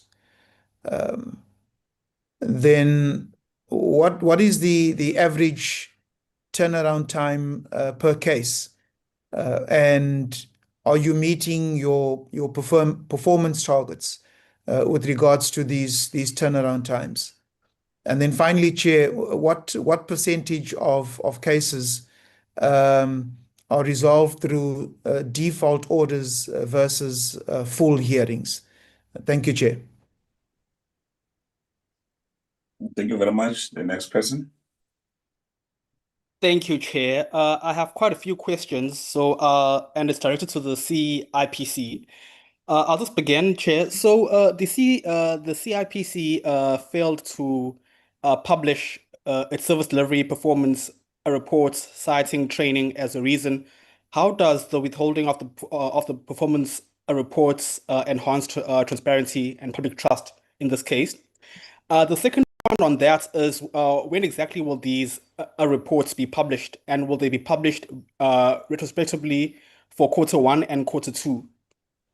The second, Chair, is with regards to the financial performance and the surplus. So the CIPC reports that it has 151.8 million surplus for the period, as well as 23% underspending in operating expenditure. So the 23% in underspending in operational expenditures, that itself gives off an impression of delayed implementation. So I'd like to ask which specific programs or projects were delayed and not implemented? And secondly, does this undermine service delivery or digitization commitments? The second one, Chair, on that point is the forecast surplus is 186 million, if I remember correctly from the documents. What is the policy rationale for accumulating such a large surplus in a regulatory entity? And secondly, will fees be reviewed downward to reduce the compliance burden on businesses? The last one on that point, Chair, is how much of the surplus will be ring-fenced for digital modernization versus retained as a contingency? And then the following one is with regards to the business rescue side of things. So the presentation shows that 263 businesses were under business rescue. So those were the cases that were registered, and 60 practitioner licenses were actually given out. So so I was going to ask, Chair, in that case, what is the success rate of the business rescue proceedings over the past 3 years? And secondly, does the CIPC track post-rescue survival rates of firms? And then moving on to digital and modernization. So the CIPC claims significant automation advances. Of the 91 identified processes, only 34 have been automated historically, and 10 are targeted this year. What is the full timeline for complete automation? The second last group of questions, Chair, is with regards to capital and IPO monitoring. So the CIPC tracks capital raised through prospectus reports. How much capital has been raised via IPOs this financial year compared to the previous one? And secondly, given the strength in JSE listing environments, how is the CIPC contributing to improving South Africa's capital formation ecosystem? And just the last one, Chair, is with regards to SME and outreach effectiveness. So there are numerous outreach programs that have been listed. I also want to know, the first one is, how does the CIPC measure the goals and the and the and the how can I put it, and the as well as the impact of these of these beyond just the numbers of those that actually come, like as in like the attended numbers. And secondly, I just want to ask, of the 421,000 new company, it's 421,000 new companies that were registered, how many will remain active after 12 months? And the last one is, what percentage of the new registrations file annual returns on time? Thanks, Chair.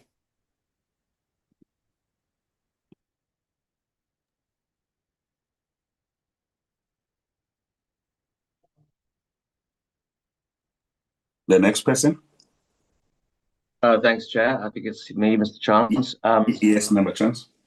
Thank you very much for the presentations. I think the CIPC under Advocate Bola has the rare distinction of almost becoming sexy.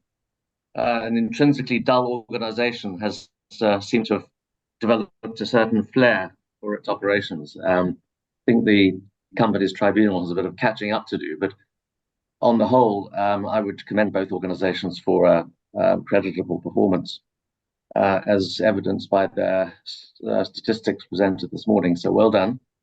But I do have some questions. On the CIPC, to start with, there's clearly an attempt to digitize a lot of the functions, but I'm interested to know whether the organization is talking to the likes of SARS, to the Treasury regarding procurement, the Department of Labor regarding UIF, and so on, about the broader integration of company systems, government systems, to make a one-stop shop a much more meaningful thing for companies, so that they don't have to continually load data onto systems from one department to another. And I think this type of thing is being achieved by some other countries around the world. And it certainly will go a long way to make it easier for businesses to do business and to cut down the compliance costs. Then on the registrations and deregistrations, I noticed that Advocate Bola was talking about deregistrations and reinstatements, and it's troubling that there are reinstatements. So it begs the question of, does the CIPC communicate with companies before they deregister them? And how much effort is made to do that, so that companies don't have to go through the bother of re-registering themselves? Can you give us some stats on how many reinstatements there have been? Then on the trademarks issue, it's interesting to see the number of trademarks, but I'd like to know, what is the economic impact of those trademarks? Has the CIPC done any research or digging into, of the 20,000 or 40,000 trademarks that are registered, how many of those actually are converted into economic value added? It would be a very interesting statistic to see, again, what is our innovation ecosystem like in this country? And where are those trademarks coming from? Are they coming from companies, from universities? What sectors are they in? So that type of information is sort of going to a second level of analysis, rather than just the bald statistics on the numbers of trademarks. Then on the beneficial ownership, the 3 million beneficial ownership declarations, what proportion of the total number of companies does that represent, registered companies? And is that 3 million beneficial ownership individuals, companies? Is that cross-references, multiple ownership registrations? I think that is a sort of high-level number, which would need to be interrogated further. And what are the penalties for companies that are not compliant with the regulations? I see that it's part of the annual returns. So are penalties increased as a result of non-compliance, other than what would be the case just for non-complying on the annual returns? And then what other measures is the CIPC considering to enforce compliance?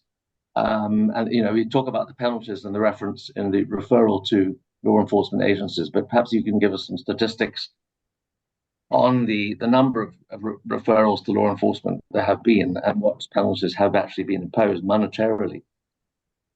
Also, if you go to the BIS portal and if you have an account with CIPC, which I do, you can go and get information on directors and annual returns, but as far as I can see, you can't get information on beneficial ownership. I may be wrong there, but it would seem to me that not just for the law enforcement agencies, but it would be very helpful for other professions, individuals, journalists, to be able to look at that statistic or those statistics, and particularly where we see evidence of corruption and individuals, politically connected individuals who have ownership in companies that are doing business with government. Is it possible that that information is publicly available? And if it isn't, why isn't it? Then the omnibus bill, very important piece of legislation, which the Deputy Minister's predecessor, Andrew Whitfield, was spending a fair bit of time on. So I'd just like to get some input from the Deputy Minister and the CIPC Commissioner as to the progress that is being made with that bill, and when it is likely to be gazetted or at least published for comment. Then, so far as the CFO is concerned, and my colleague Mr. Mbludi referred to the surplus, but I'm interested to know, is that surplus sitting on the CIPC's balance sheet? The accumulated surplus over many years runs into hundreds of millions of rands, or is that sent back to Treasury?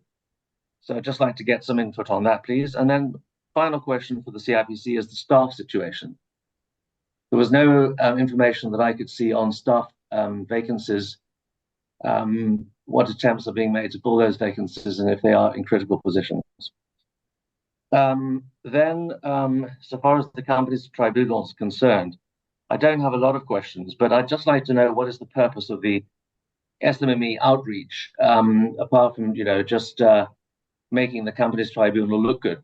I can't imagine that there are many, or maybe I'm wrong, SMMEs or rural-based companies that approach the company's tribunal on disputes. But then leads to the question, what are the disputes? What types of disputes does the company's tribunal deal with? And then how much do the complainants pay? You mentioned that instead of having to go to the private sector, the company's tribunal now has access to these judges. But does it cost companies? Are there costs shared between the two parties? Do we call them litigants, between the applicants and the respondents? How are those costs spread out? And then talk about the mandate. You referred, Ms. Notato, to the limited mandate of the CT. How would you want the mandate to be expanded beyond what is already the case? And you mentioned the BE referral matters. I presume that's related to things like fronting. Are there cases that you have already adjudicated on related to BEE? And are those referred to you by the BE Commission or from elsewhere? Thank you, Chair.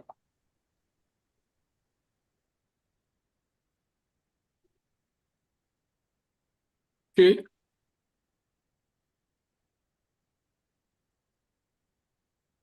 Thank you very much, Chair.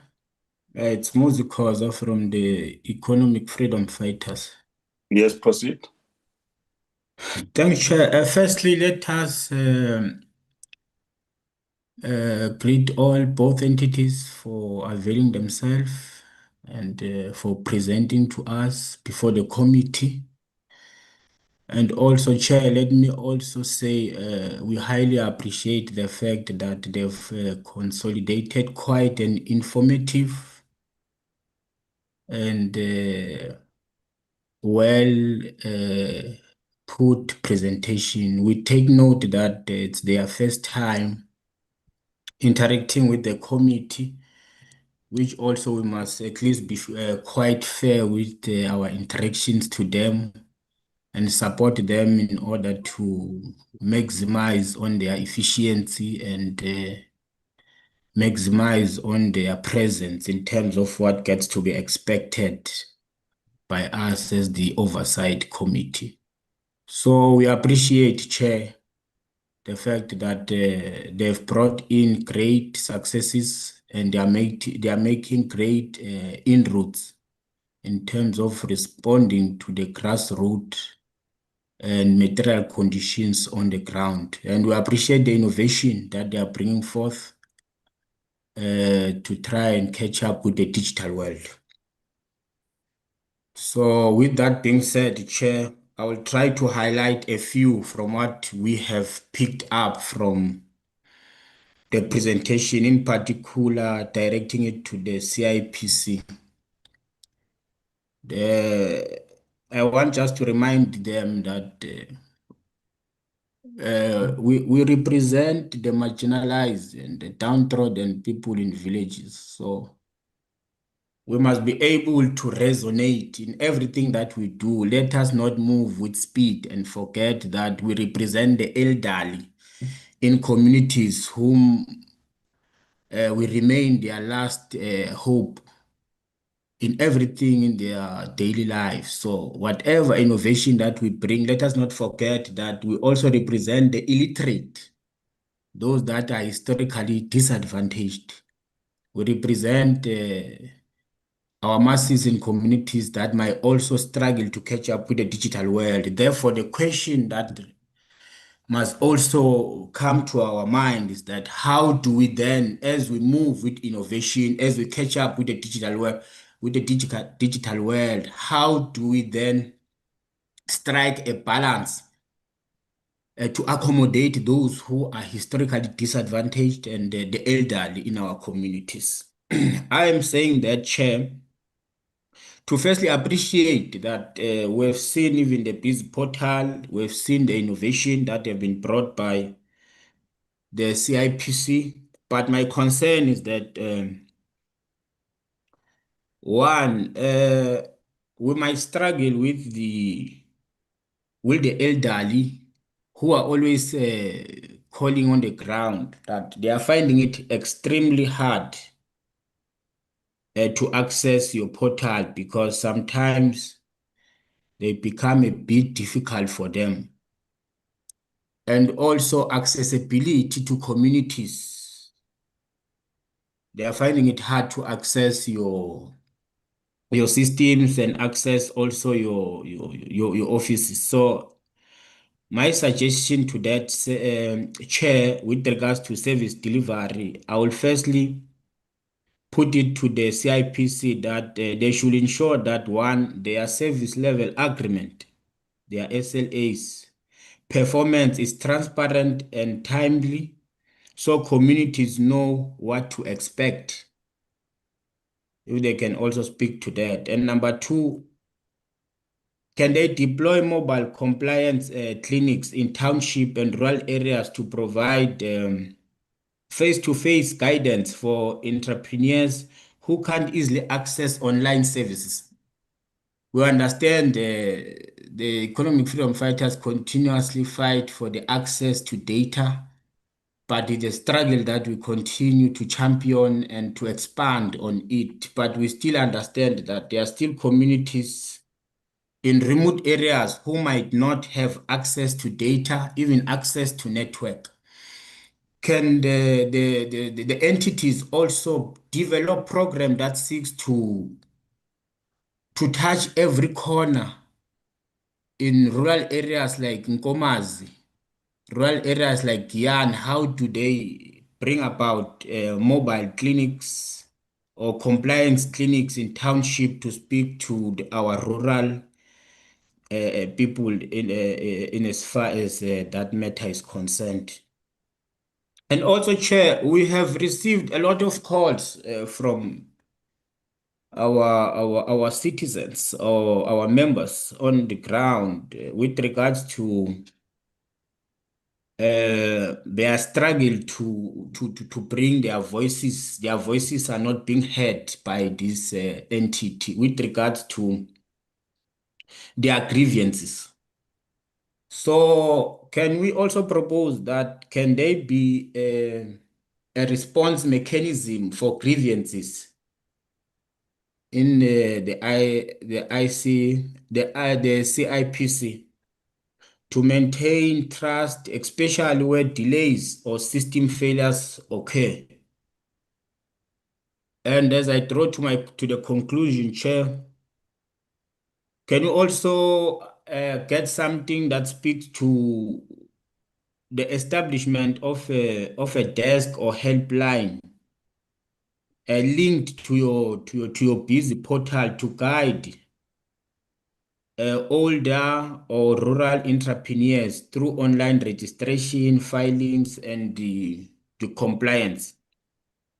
And also, while speaking on that, Chair, I also want to indicate that we also get like calls or grievances from our constituencies with regards to the difficulties and the complicities in your digital platforms with regards to filing and compliance.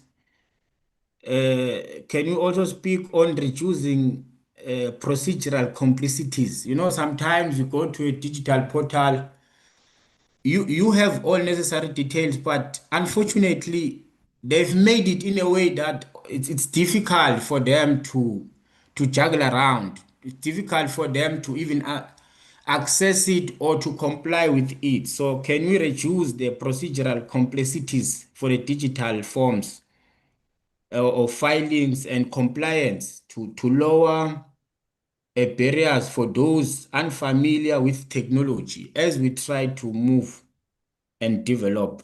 And lastly, in assisting with the registration, can we have the in-person or hybrid support for starting and maintaining a business, including territorial and step-by-step guidance? And also, Chair, I'm also concerned with the issue of on driving the innovation with the call for the youth and township support.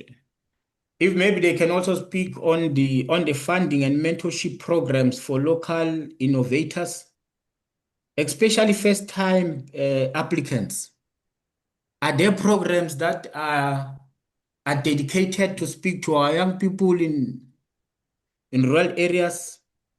Are there mentorship programs that seeks to respond to the needs of the local innovators? Because we know they are there, but is there any rigorous way that the CIPC can bring to us and take us into confidence to say, no, we're responding to those cries, and there are mechanisms that we are bringing on board? And also on reduction in filing fees to remove financial barriers for young and rural investors. Is there anything or any package? Because we understand they are first time who are on their first step or trying to explore or trying to learn. Are there any packages that speak to them having a different or a lower or a subsidized way to assist them to come on board? And lastly, with regards to partnership, I want to check if they can also take us through their collaboration with TVET colleges. Because I understand with universities, they can easily access them. It's easy to go to VETS, it's easy to go to UCT. We've been seeing their initiatives there. But can they tell us more with regards to collaboration with TVET colleges, rural universities? Do they know that there's a university in Mpumalanga, a university called University of Mpumalanga that has an entrepreneur incubator that was established 2 years ago?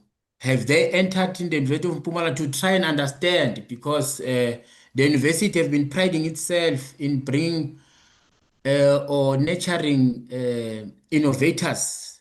So do they have any a way that they can take us through with regards to collaboration in the TVET colleges, rural universities, and innovation hubs to raise awareness and boost local creativity? Chair, thank you very much for your time. I would like to pause there. I will come back after if there is a need. Thank you very much. Thank you very much. Do we still have further hands, colleagues? Chair, Mr. Gama, Ms. Schlazer Webster, Chair. In that order. Thank you very much, colleagues. Come through.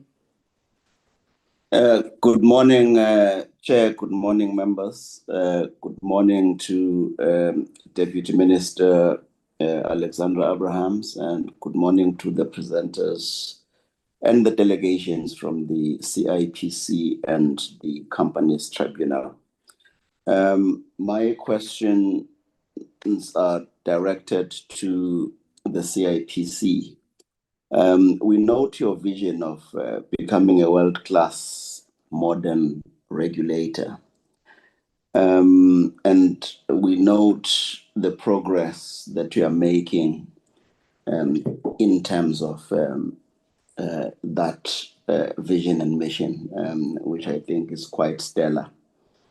But you also need to be aware contextually that you operate in a country of two economies, one a first world economy and one which is a third world economy. And you need to then bring about an understanding of that dichotomy, what it means.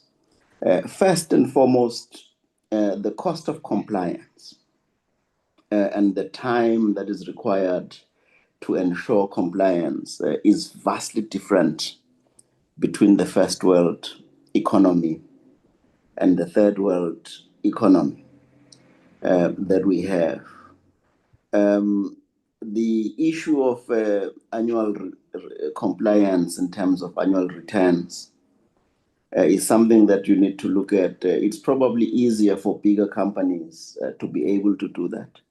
But if you are in the SMME sector and you have this hard stop functionality, which actually penalizes you for being an entrepreneur rather than enabling you to be an entrepreneur, is something that I think you need to look at because the economy that we operate in at best is pedestrian at the moment. So people do start companies and you'll be looking for an active status, but because the economy is not growing as rapidly as it should, and because the assumptions that they made when they registered these companies have not yet attenuated and they're still working on it, they find themselves having to pay compliance fees before they actually start trading because their aspirations in terms of when they started the businesses and what has actually happened have not met, but they continue to have ambition. Let not the CIPC stand in the way of entrepreneurship as a result of that. As you talk about your rapid digitalization, you must not leave behind the third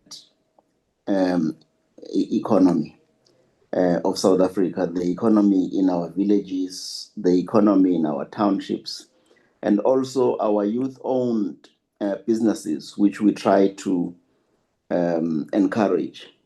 Also, you might want to discriminate and have a market segmentation on the pricing in terms of what we call non-profit organizations and SMMEs versus regular companies. I would think that it would make a lot of sense that those who have can pay more, and then those who have not can pay less, so that the cost of compliance does not become too prohibitive for entrepreneurship to thrive in our society. So I'd like for you to comment on that because I think it's quite an important aspect in terms of the country that we live in.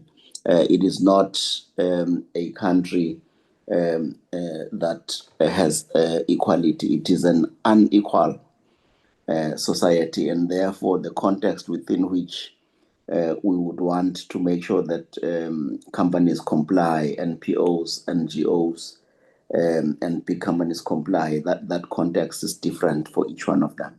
Thank you very much.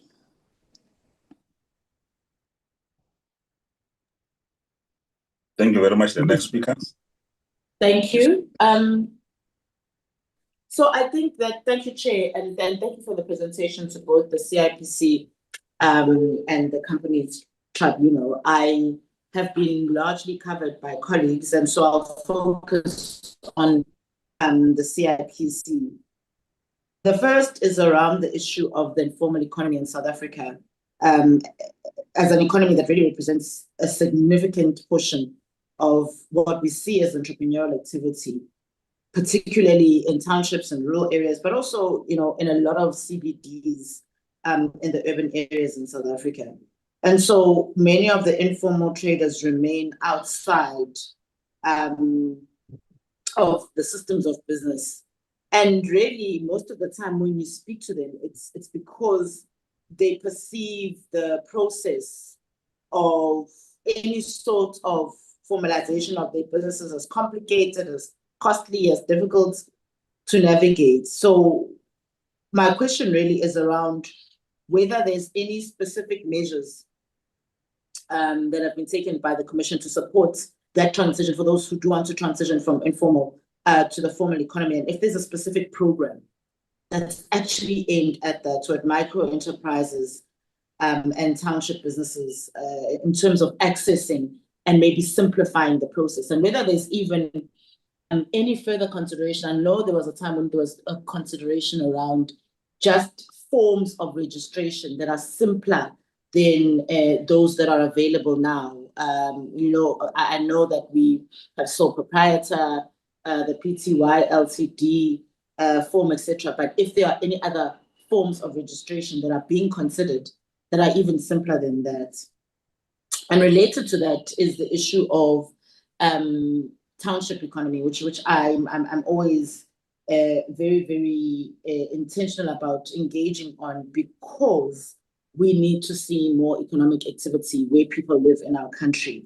And so, there was mention in the presentation about the progress in digitizing the services, but the truth is that a lot of businesses and entrepreneurs that find themselves in our townships still face barriers with digital platforms. There's network issues, there isn't digital infrastructure. Sometimes the issue is even digital literacy and awareness of CIPC system. So when it comes to your physical footprint, is there any consideration of, for instance, satellite offices within TVET colleges, as an example? Sometimes you find that, I know there's a Soweto enterprise zone and those kinds of enterprise hubs. There's, LED offices to be considered. I don't know if that is a program that is already, I didn't see anything about it in the presentation. I don't know if there's a program that's already in place about making the CIPC more accessible, other than the digitization initiative. Is there another program that's in place that's about physically reaching the CIPC easier for those businesses that are on the margins in that way? And then lastly, my question is around the digital economy gap. So one of the emerging challenges globally is the issue of the digital economy, how it's changing the way companies are operating across borders. We're seeing digital businesses that generate significant revenue from South Africa, and then they have no registered legal presence in the country. So obviously there's regulatory fairness, because then South African businesses are required to register with the CIPC. They're required to comply with company law, to submit annual report returns. And some of the offshore digital companies often can operate in the same market without those obligations, let alone, when you get to a different matter, which is around tax, and those are the things SARS has to deal with. But obviously, in some instances, in partnership with the CIPC, because some of these things are about whether these businesses are registered locally. So I want to know if there's a role that the CIPC is currently playing in identifying and ensuring that foreign digital companies that are operating in South Africa actually comply with the requirement to register as external companies under the Companies Act. And if the CIPC believes that the current definition of conducting business of the Companies Act actually adequately captures the realities now of the digital economy, because the digital economy has really changed what the implications are of conducting business. So that definition might in some instances have to be reviewed, and that becomes a legislative issue that we have to consider. as this committee. But as a CIPC, do you believe that currently, in the way that it's defined, does conducting business in the Companies Act adequately capture the realities that you then have to face and that we all have to face with the digital economy? Thank you. Thank you very much. Chair, we have Ms. Motsikatsi, Chair. Sorry, my apologies. Ms. Motsikatsi, Chair. Okay, you'll be the last, then we can give the entities to respond. Thank you. Over to you.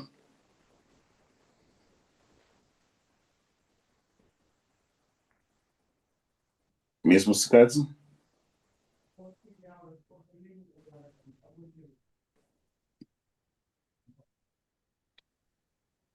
Thank you, Chairperson, and good morning to the honorable members, the DM, and all in those are in the meeting. Chair, my question is on the company tribunal. On page 7, they make a presentation to indicate that they are receiving fewer cases from other provinces. So my question to them is that from this other provinces, is there any breakdown of the provinces in terms of numbers or percentages with regard to the cases that they are receiving from those provinces? And the other question is, how frequent are they visiting deep rural areas to ensure that they disseminate information to those areas so that people can be able to have information if they want assistance? In terms of the performance of members, I just want to know if there is any program of capacity building to ensure that the members are able to do their work. Thank you, Chair. Thank you very much. I will now hand over to the team to respond to the questions, and then those that requires more detail, we normally don't mind 5 days after the meeting to receive those in writing. So the leadership will decide on how they want to interact with all the questions. Over to you, DM and the team. Thank you, Chairperson. So, Chairperson, I think we can start with the CIPC to answer some of the questions that they can, and then we'll move straight over to the Companies Tribunal. I'll just come in at the end. Thanks, Chair. Thank you. Thank you very much, Chairperson, and to the members for all those questions. They're very valuable, and we take heart in the fact that we will also go back and look at some of them and respond in writing if we don't fully answer them now. We'll also get some of my colleagues on the platform to assist if I've not fully answered some of them or I did not get them fully. But thank you very much, Chair. I'll start off with yours. The first question you stated was the issue about data sovereignty, protection of data, and we subscribe to same. So to answer that is twofold. One is that CIPC has a legislated mandate to receive the data, to protect the data, and to disclose the data. So that is our legislative mandate. But within the confines of that mandate, we also subscribe to the information regulator law protections. So the popular laws and the PIA laws, we've always been in contact with them. We've actually got a collaboration with the information regulator to ensure that when it comes to our disclosure obligations, we meet the legal requirements as per those laws. But coming back to the issue of the sovereignty, it is our data. It is the CIPC, well, not the CIPC data, I should not say that. It is the country's data. So we have an obligation to keep it. We have an obligation to obviously build integrity into that data and authentication. And we have an obligation to make sure that when we disclose that data, it is done fully within the confines of legislation. What we're also doing is that we are dealing with certain aspects that we want to do in terms of masking some of the data. We do understand that as part of disclosure, there are issues around what we can disclose, even though we have an open disclosure legislation.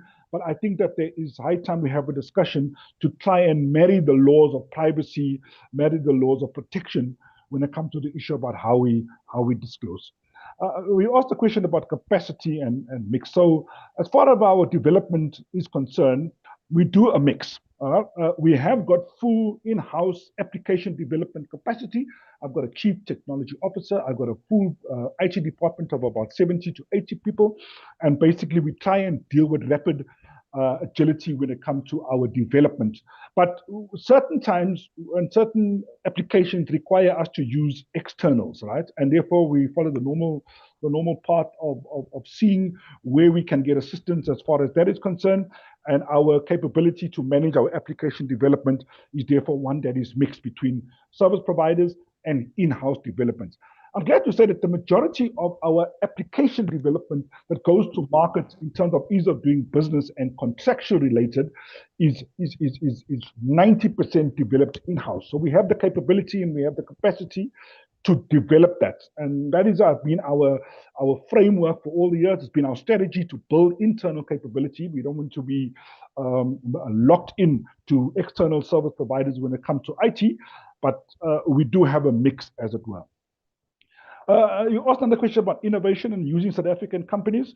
Look, as far as the mix is concerned, we do use South African companies for certain developments.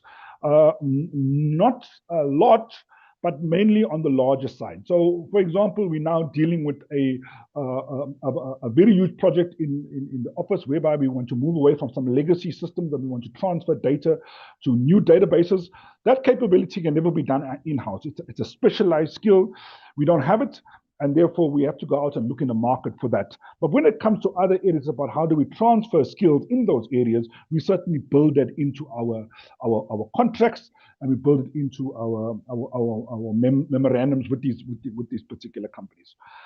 When it comes to data security, this is one area we take extremely seriously. I think it might tie in also with the question as asked by Honorable Tring, is that we all know that 2 years ago, CIPC was in the newspapers for being hacked. Even though we had a multitude of almost best-in-class cybersecurity tools, we have a cybersecurity unit within CIPC.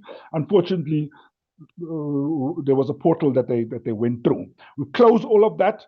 We've managed to deal with layers of security, not only firewalls and threat detection, but we have an external company which also watches our environment and the like. So we take that very, very seriously. It also ties in with our data masking to make sure that private entity security is also and private entity information is also secure. But data security is something that we watch on almost a weekly basis. Daily detection and daily security, but weekly meeting to discuss how better we can secure the environment. I don't want to go through that hell again. But unfortunately, the world of cybersecurity is also one where, like fraud, it finds mechanisms and means to infiltrate. We have to keep on our best guard. I'm not saying that will not be infiltrated. I don't think an entity globally can say that. Entities around the world, no matter how secure they are, but we do everything that we can in terms of our capability to make sure that we are very secure entity and have a secure environment. As far as the Patent Act is concerned, this is something that I put before the committee chair, if you will remember, that I made a plea at one meeting at the induction of the committee to say that we do require this piece of legislation to please go through. I have trained examiners. We have systems in place that are ready to go. And we have done all that we can. What is left, to my understanding, and we also play a role as far as this is concerned, is that the public consultation phase is required to be done. The draft has been done. The draft has been completed in terms of a first draft. Public consultation is required now to look at measures of strengthening those drafts, and therefore we are hoping that is done pretty quickly. As far as the issue about role of international trade and complex structures, the only area where we deal with it is in terms of beneficial ownership, as I stated. Beneficial ownership requires us to go down to the warm bodies. Part of our receiving of payout data is complex structures to understand exactly the intricacies of where certain bodies are structured, and we need to drill it all the way down. So our mechanism to receiving BO data also includes this in terms of that, and therefore we require it in terms of our triangulation of our data.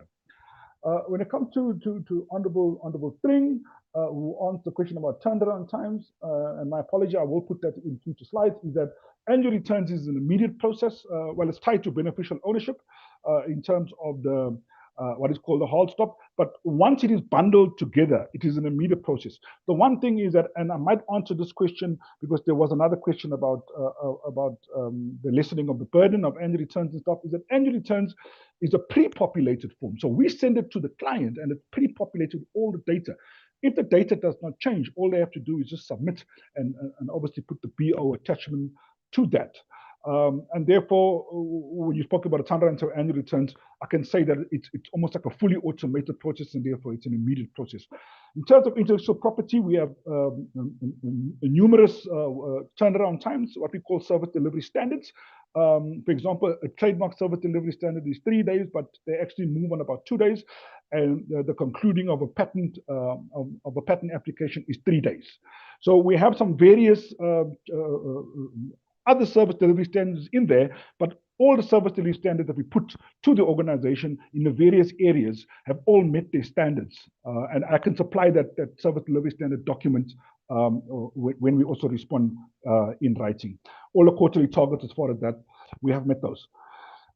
As far as the ICT system, I think there was a question from Honorable Tring about stability, is that the only outages that we really do have is twofold. One is that when we have maintenance on the system and we have a full awareness to the market about when we're going to do maintenance on the system, because we have a fairly large IT system and therefore we have to maintain it quite regularly. We tell the market when we're going to, an industry and clients, when we're going to be down. We normally do it over weekends, and therefore that is some of the only outages we really have. The other outage that we have is that because we are in a paperless environment and we use a connection to the Department of Home Affairs, when that connection goes down, then we do have some issues because we can't verify who we're dealing with. I must say that the Department of Home Affairs system has gone much stabler. It's much more stable now. We have very little outages as far as the Department of Home Affairs, which is called the HANA system, Home Affairs National Identification System, is concerned, and therefore we are able to process and be up much more than we are. We've got a whole dashboard that shows the CIPC systems, which one is down, how long it's been down, but we normally have a 98% up rate. It's part of our strategic focus. We do understand that CIPC's ability to be up a majority of the time is how we deliver. I always say this, and I make a joke, that when CIPC goes down, I get a whole lot of WhatsApps and a whole lot of emails, and because of that. So we make sure that we are up the majority of the time. And I think you connected another question, Honorable Tring, to the issue about security, and I think I've answered that, is that we have a multiple layers of security that we have based on the fact that 2 years ago we had the cyber issues. As far as the Honorable Nduli is concerned, the first question was failed to publish. That was a little bit of an admin issue. I am currently dealing with that particular unit. What happened is that because the unit was not capacitized, we got a new staff member in who had to get used to the environment.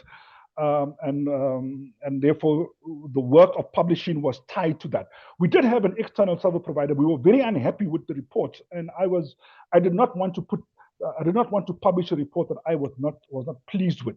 On the platform, we have Ms. Batabile Kapuma, who's responsible for that particular area now. And one of the areas of responsibility that I've given to her and the team is that we are required to publish before the end of this month. So we are going to publish it and make sure that we meet that particular standard. You asked two questions about surpluses. I'm going to get the CFO to answer that towards the end, but I'll continue to deal with the ones that I can. You asked the question about business rescue, 263 businesses. Yes, those are the new ones that went into rescue. The reason why we've got 60 licenses is because some of these 263 businesses are intertwined, they group structures and the like. Those rescue practitioners that are licensed is tied up to those particular companies. Those are not the practitioners that we've registered for licensing. It's the licensed practitioners who are now form part of a company to be rescued. So that is a tie-up between that. Regarding the issue about success rate, that is one area that I'm going to have to come back to. It's measured in various parts. It's quite a difficult one to measure.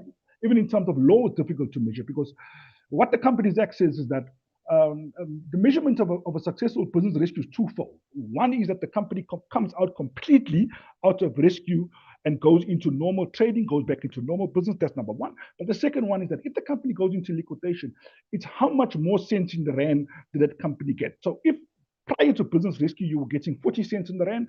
If you go into business rescue and you subsequently get liquidated and you now get 70% in the rand, that's taken to be a successful rescue. Okay, that's not me, that's law.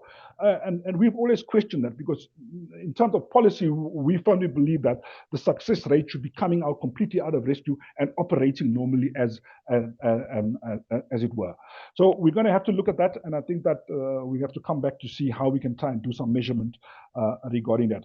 Post-rescue survival is something that we don't do, but you must have heard me stressing throughout the presentation the use of data, right? And I have a big, massive data project in CIPC, and all of these areas that are related to value add and value into the economy, and looking at other data mechanisms that we can research will certainly place a lot within our program of data. So the question that you ask is a very, very good one. Have we done an analysis? No. Will we do an analysis? Yes. When we deal with the issue about how do we stabilize our data environment, how do our project grows, and how do we receive additional data sources? We don't currently receive the data sources. All we do is to receive whether you're in or whether you're out of business rescue, not what happens after you're out of rescue. That the company continues, because the business rescue, the way it is written in law, is that it's a self-administered process, right? It's an agreement between shareholders and directors, and therefore they administer what happens regarding that. But I think it's a great question. We need to see how best those rescues that say they're successful have actually been successful regarding that. The other question was the issue about the processes with 91, with 34. So what we've done is that over the years, we've taken the largest volume of processes and digitized them, like company registration, right? Largest volume. Director amendments, largest volume. Change of address, largest volume. External company distributor, a lot of that. So all the large ones which citizens and companies use and the market uses on a daily basis, those have all been digitized. Right? Those have all been automated. We've got smaller ones like location of a record, or we get maybe 3 of those a month or whatever. Those are all contained within those 91. So we have a program of dealing with them. We only have so much capability, all right? Going back to the very first question asked by the chair, when he asked about capability and do you have in-house application development and the like, we only have so much capability to deal with so much on an annual basis, because we still have maintenance and we still have other projects which run. Automation of processes is but one part of what ICT does. They've got a numerous volume of work that they do. So they only can do 10, all right? We sometimes stretch it to 10 to 12. When it comes to your question about when we will finish the 91, well, I think if you say 10 times what is left, it will take us to probably about, I don't know, maybe 6 years, somewhere there. We will get them all. But just to reassure the question is that they're very small, okay? The Companies Act has a multitude of documents that must be lodged with us, some large and some very, very small, all right? So in terms of volume, but our plan is to get to all of them and to digitize all of them. As far as capital markets is concerned and capital raising, there is another question that I'm going to have to come back to you. My team that deals with this particular segment will drop the report, and we will be able to submit that. How do we deal with SME outreach? We do it on a number of measures. Right? We host a lot of webinars, and in the webinar, we get a little bit of surveys about, was the webinar helpful? Did you learn a lot? Are you going to use the system better? Ask us questions, how we can improve, etc., etc., etc.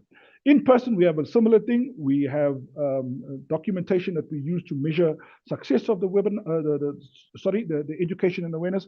And our SME outreach is based on the fact that what people ask us. All right, we mold our activity based on need, and therefore we see ourselves as dealing with what they require. We also measure ourselves in decreased numbers of registrations. So if we increase, it means that it can be questioned, but we see that our activity for outreach is working.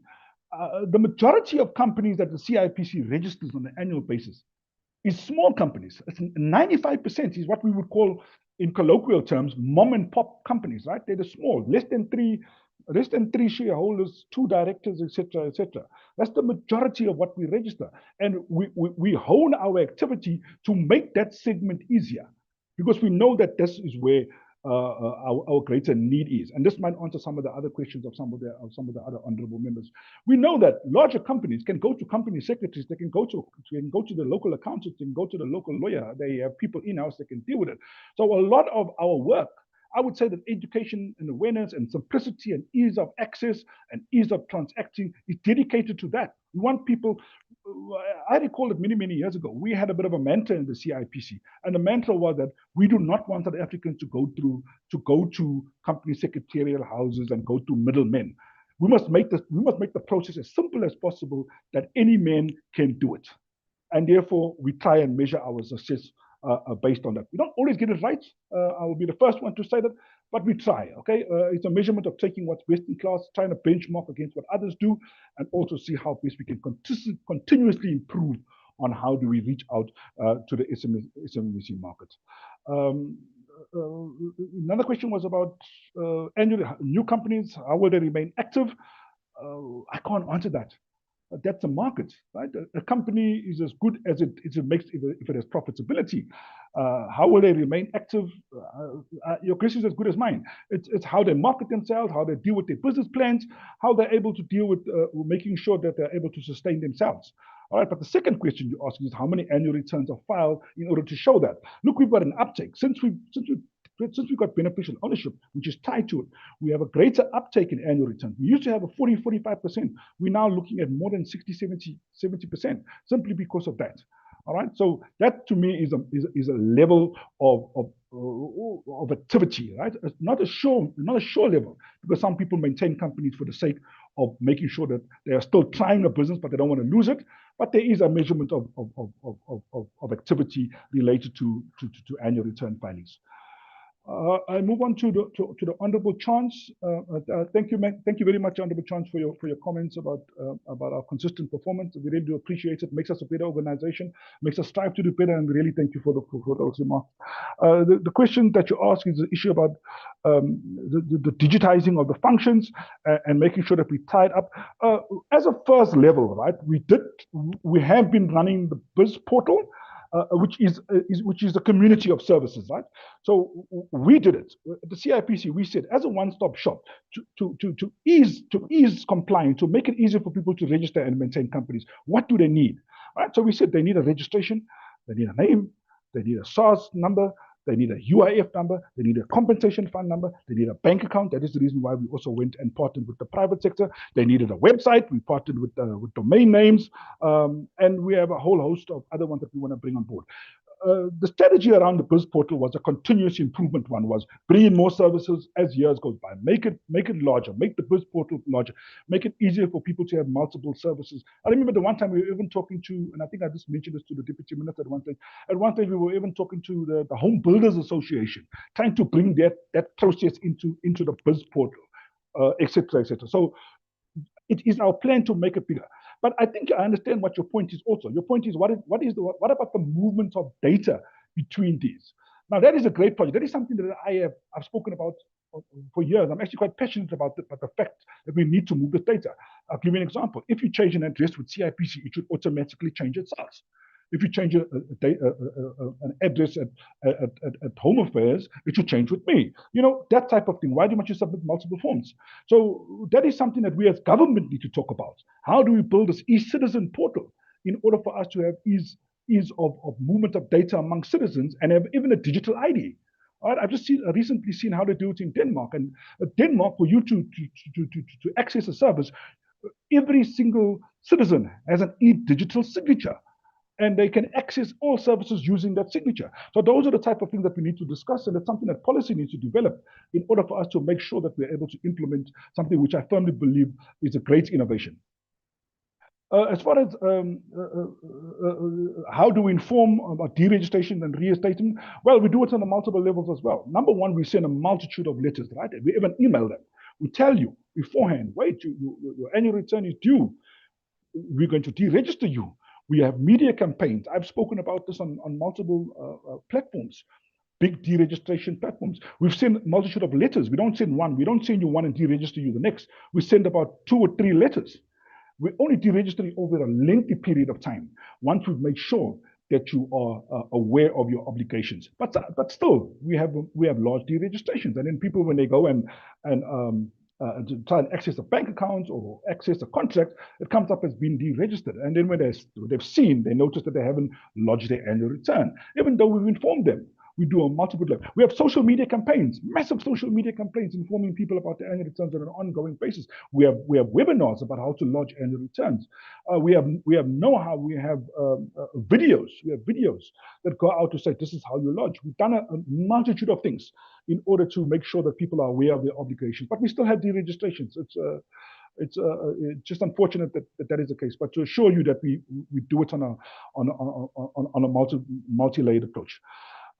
When it comes to trademarks, once again, Honorable Mduli asked a great question about how do we analyze post-business rescue. You asked another one about the economic impact of trademarks, something that I've just asked, strangely enough. So at a presentation about 2 or 3 weeks ago, we have a big management meeting on a monthly basis where we deal with all the stats. We spend a full day in the CIPC. We deal with all the stats. We deal with the pitfalls. We deal with how do we collaborate internally, etc., etc. And the one statistic that came out was this big increase in trademarks. And the question that I asked at that particular meeting is that, are we mining that data? Where is these trademarks coming from? What is the economic impact of the trademark data? I asked exactly the same question you're asking. So I've left that with the team. The manager is on the platform, Mr. Matosi. He knows about it. He was at the meeting where I mentioned this exactly. Because coming back, and I don't want to sound like a scratch record now, is that the CIPC value does not only lie in how do we register, it lies in the data also. How do we mine this data? The data is so valuable, and I think you picked up on the point that what is the economic impact of trademarks? 100% agree with that. The other question you asked was on BO, and I think you said that and I kept on saying that we use about 3 million. Look, we've got large coverage, right? As far as the company coverage, it's I think we're getting to the point where I think we're getting to about the 80 or 90% mark of the coverage. The coverage will entail those who do not file, right? And therefore we will deregister them. So we have an active deregistration program. One of the commitments that we gave in the grey listing process is that we will actively deregister companies who fail to meet the obligation. But there's a timeline, there's a 2-year timeline, right? We don't just deregister willy-nilly. It takes 2 years in order for a company to we give them a multitude of chances to correct it. But many companies want to be deregistered. They want to be removed from the register because because registration comes with obligations. And the one obligation that many people are seeing is that they're receiving letters from SARS. SARS are saying, hey, you're a registered company. We are connected to CIPC. CIPC is showing that you're on their books. Where have you registered for provisional tax? And they're like, no, we need to be deregistered. So we receive a whole lot of applications to remove themselves. And that is one of the reasons also why we automated the voluntary deregistration process to assist many of these additional processes of being removed from the register. But and the reality that we do have non-compliance. What do we do? Beyond that, we send out compliance notices. We inform them. Look, if you're not going to lodge, you don't have beneficial ownership, lodge with us, etc. This is what we're going to do. And the other part is the legislation. So the amendment in the omnibus bill, it is an ability for the CIPC to fine a company that have failed to do certain things related to BO coverage. All right, that was not there. It is something that the FATF said many countries have, and that is part of the amendment that is currently being proposed to the Interdepartmental Committee. And I think that the question was posed by the chair about where is that particular process. So that is part of what we want to do regarding that. The other question was that who can access BO? I think this is still Honorable Chance. Who can access BO? So what the law says is that what the law says is that only law enforcement agencies can access. This is what was put into the law under Minister Patel. If it was my view, and I'm going to put my view forward, the global view is that everybody should have access to that data.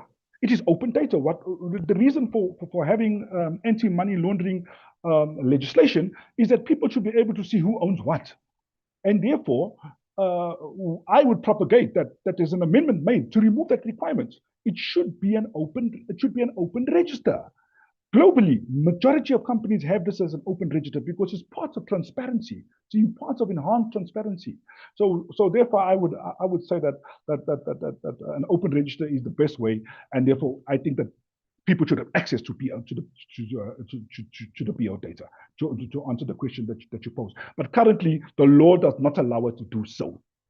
What the law says is that law enforcement agencies or those who can make an application to the minister must apply to have access to that data, and that's the way that it stands.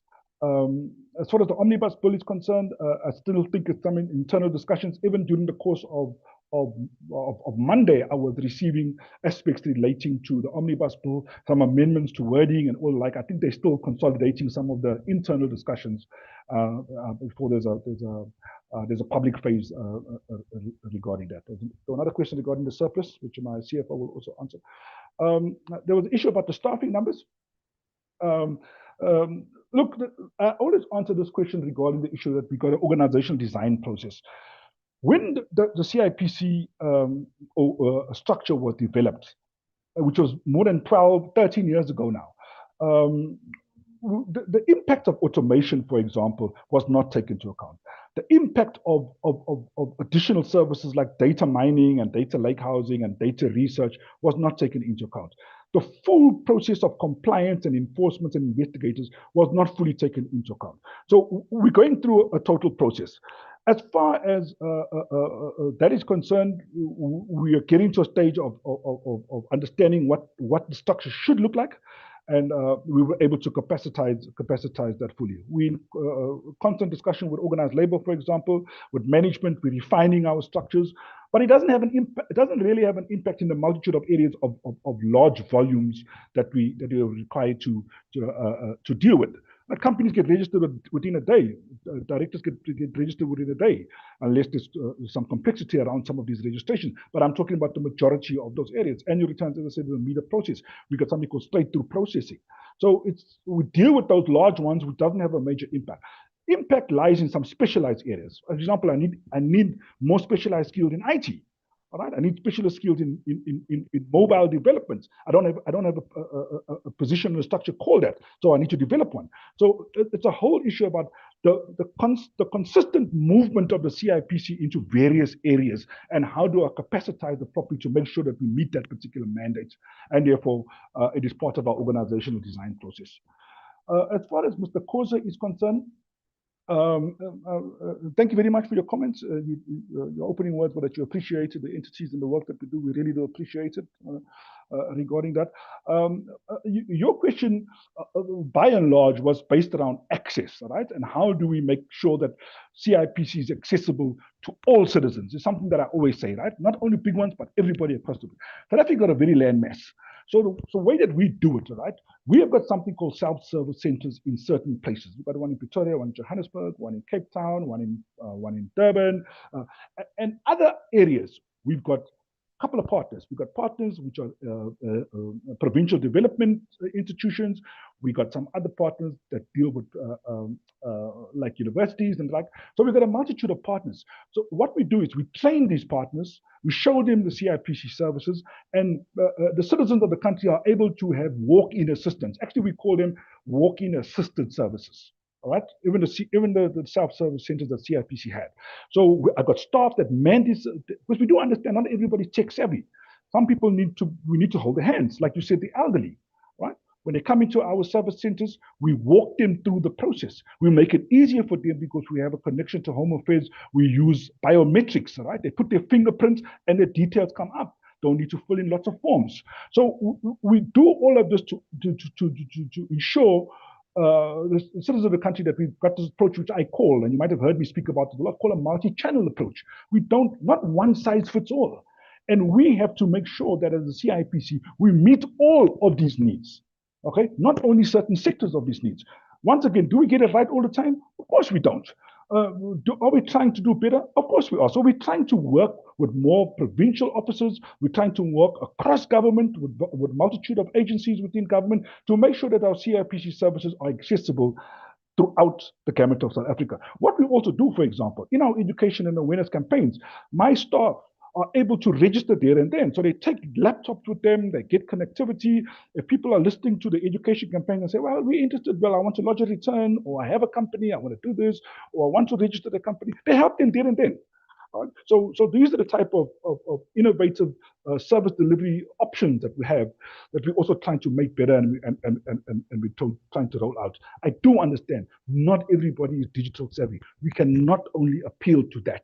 So when I speak a lot about the digital use of digital services, it's but trying to make things easier for certain sectors, but also we do understand that some people need whole handing, some citizens need whole handing, and we make sure that we're able to meet them where we find them.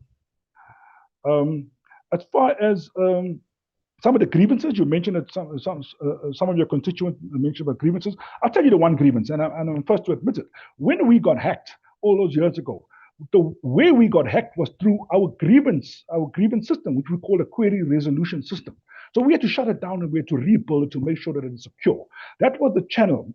Not the only channel, but one of the channels that was utilized quite effectively to deal with these grievances of delivery. We've rebuilt it. I'm glad to say that it's redone. We've relaunched it. We've made it easier to access. We've trained our people. We've got it to launch. Our call center have been taking calls around that. We do lots of social media campaigns. We're even using social media, by the way, to answer queries. Right? I've got social media teams. So there's a multitude of layers that we use in order to make sure that grievances are heard. We do know that some take longer than others. I will be the first to admit that, but we certainly try to make sure that we've got service delivery standards also connected to the way that we deal with how do we resolve queries, how do we turn around those queries as quickly and effectively and with the quality it deserves. Also, I should say that you mentioned the issue about the usage of the CIPC systems. We've got a couple of things. One is that we're redoing the website. Even to me, I'm not very happy with the CIPC website. The CIPC website is too complex. Right? We need to simplify it. And I've got a whole project that's currently re-looking at it, simplifying it, making sure that the usability of the website is up to scratch, making sure that there's a lot of simplification that is built into that website. We've also got mobile. We're using our mobile, making it easier for people to access it. We've got an app. All of that we built in to make sure that we have ease of use, right, and simplification of use, because we firmly believe that the best innovation you can have is a simple innovation. We must simplify all of these things. That's why we're continuously improving on them and continuously watching what people tell us about our organization to make sure that we meet them. What we also do is we've got videos out there. How-to videos. You've got how-to videos on YouTube. You can access on YouTube if you want to do something, you want to reinstate, go onto the web, go onto the YouTube. You'll find CIPC's videos there. We consistently also building on videos to make sure people are able to be walked through the processes of CIPC. We've got step-by-step guides, as I said, social media platforms, all of that. We've got a lot of it that we're trying to do. I'm even trying to get into TikTok, by the way, to make sure that we can have a little bit of TikTok videos saying, well, if you want to register, this is how you do it, quick. And TikTok must be nice and short and sharp. And we also looking at those avenues to currently use.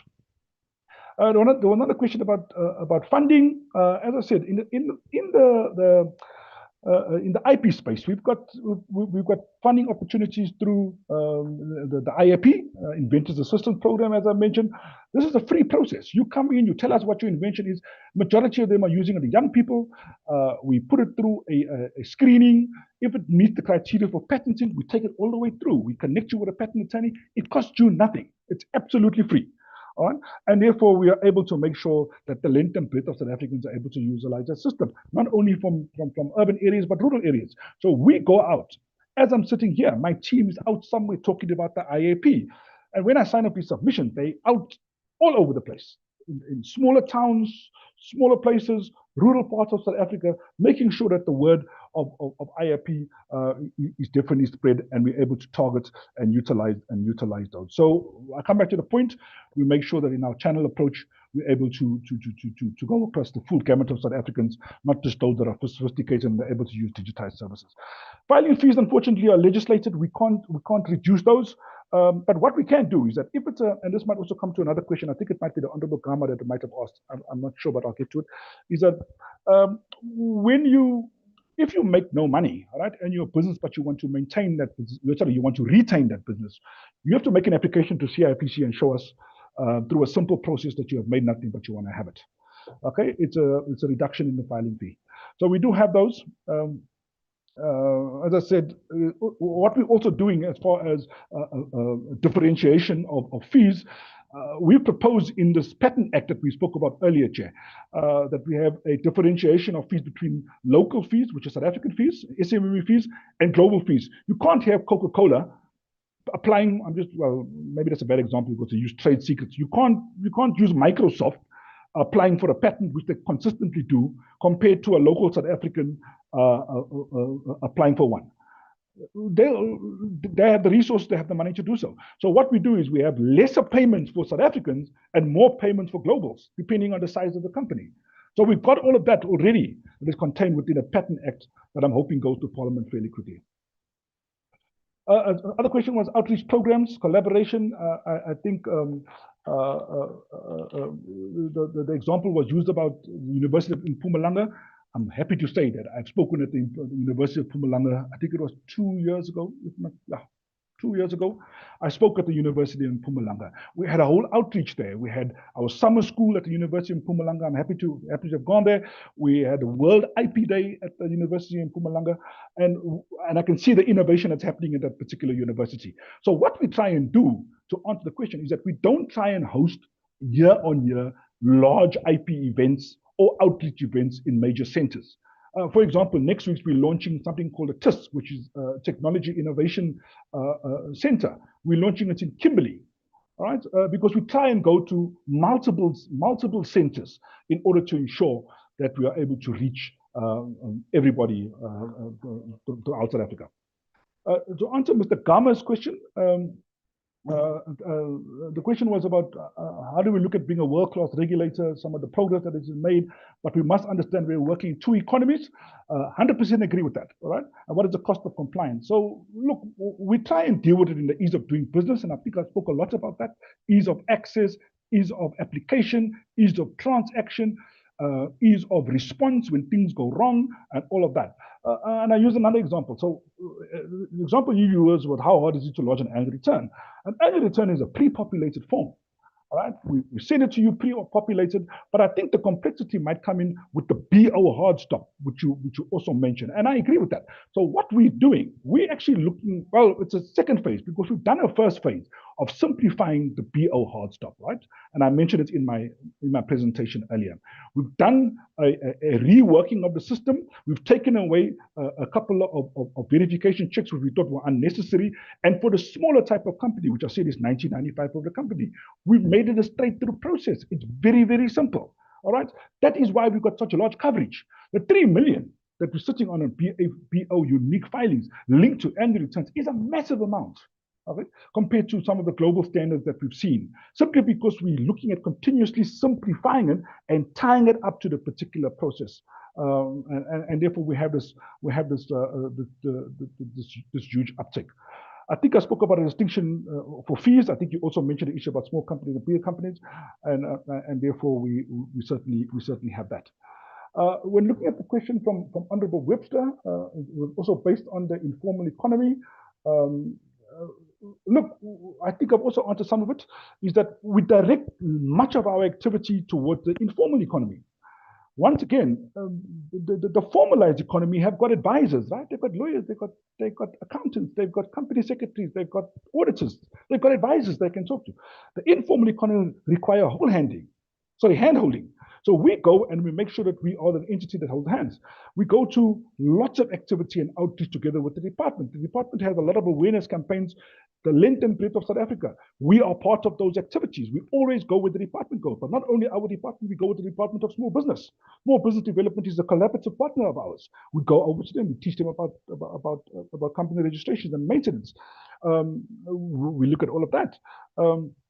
And when it comes to the issue about a simplified company, that was part of the amendment that was done all those years ago.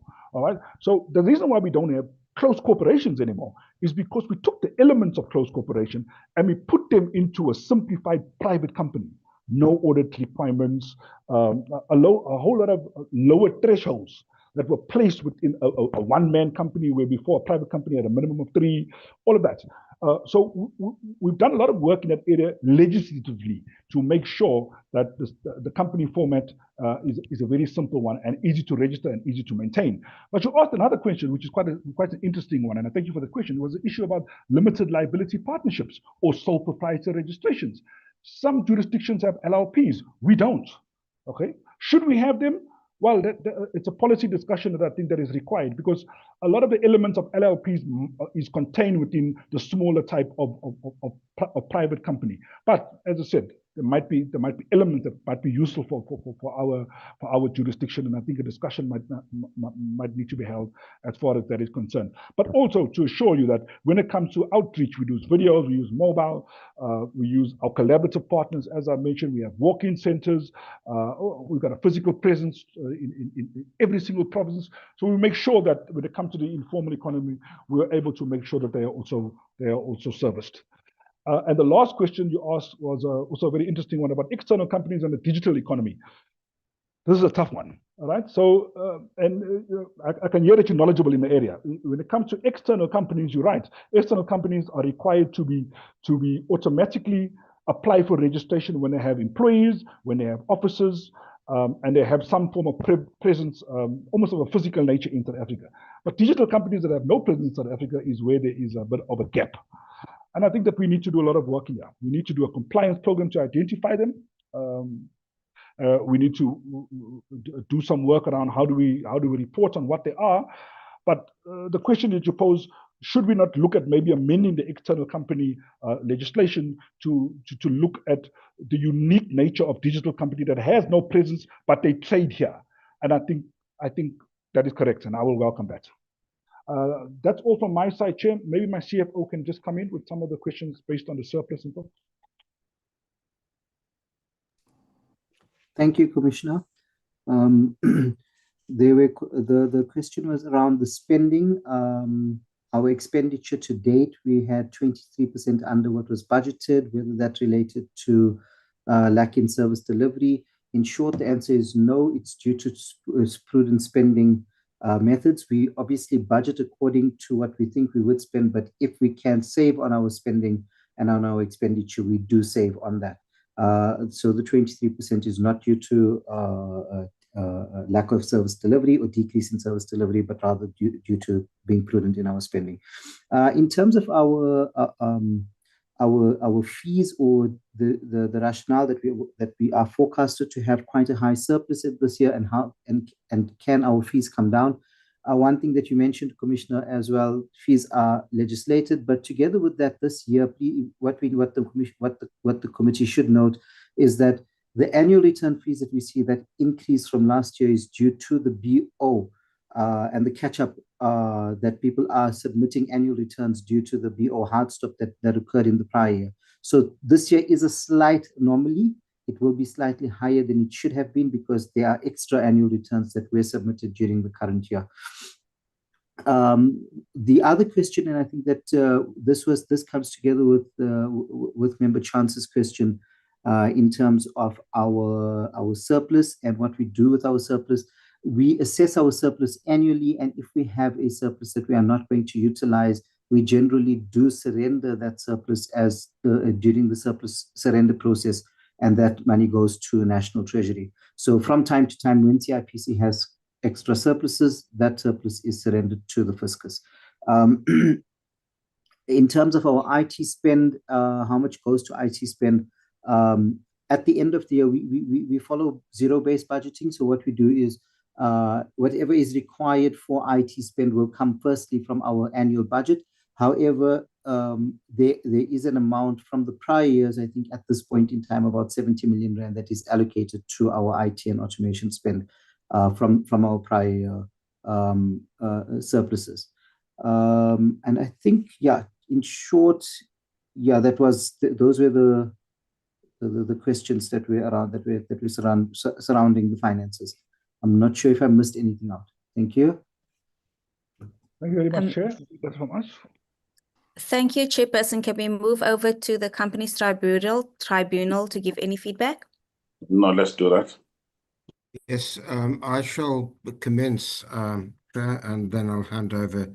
I assure you we will be much briefer and only confine ourselves to the questions. There were two fundamental points made earlier by an honourable member, which I think I'd like to address and then turn over to the COO. And it basically is this issue about small and medium-sized businesses on the one hand and rural communities on the other. And the question was, well, are we overemphasizing small and medium-sized businesses? The answer is no. As one of the drafters of the Companies Act, there were only three of us at the end of the day, which I might add also included including all the provisions with regard to CIPC. The whole idea was to have a statutory institution which would make it as easy as possible for those who had incorporated their businesses, that is companies, to be able to have an accessible, cheap, and expeditious way of resolving their disputes. So, for example, you get tons of name disputes where small companies may well have a name which then puts them in a position whereby it's possible that there's a conflict with a larger company that has been registered. Those require assistance. Small companies have, and we find this quite often, significant disputes amongst directors.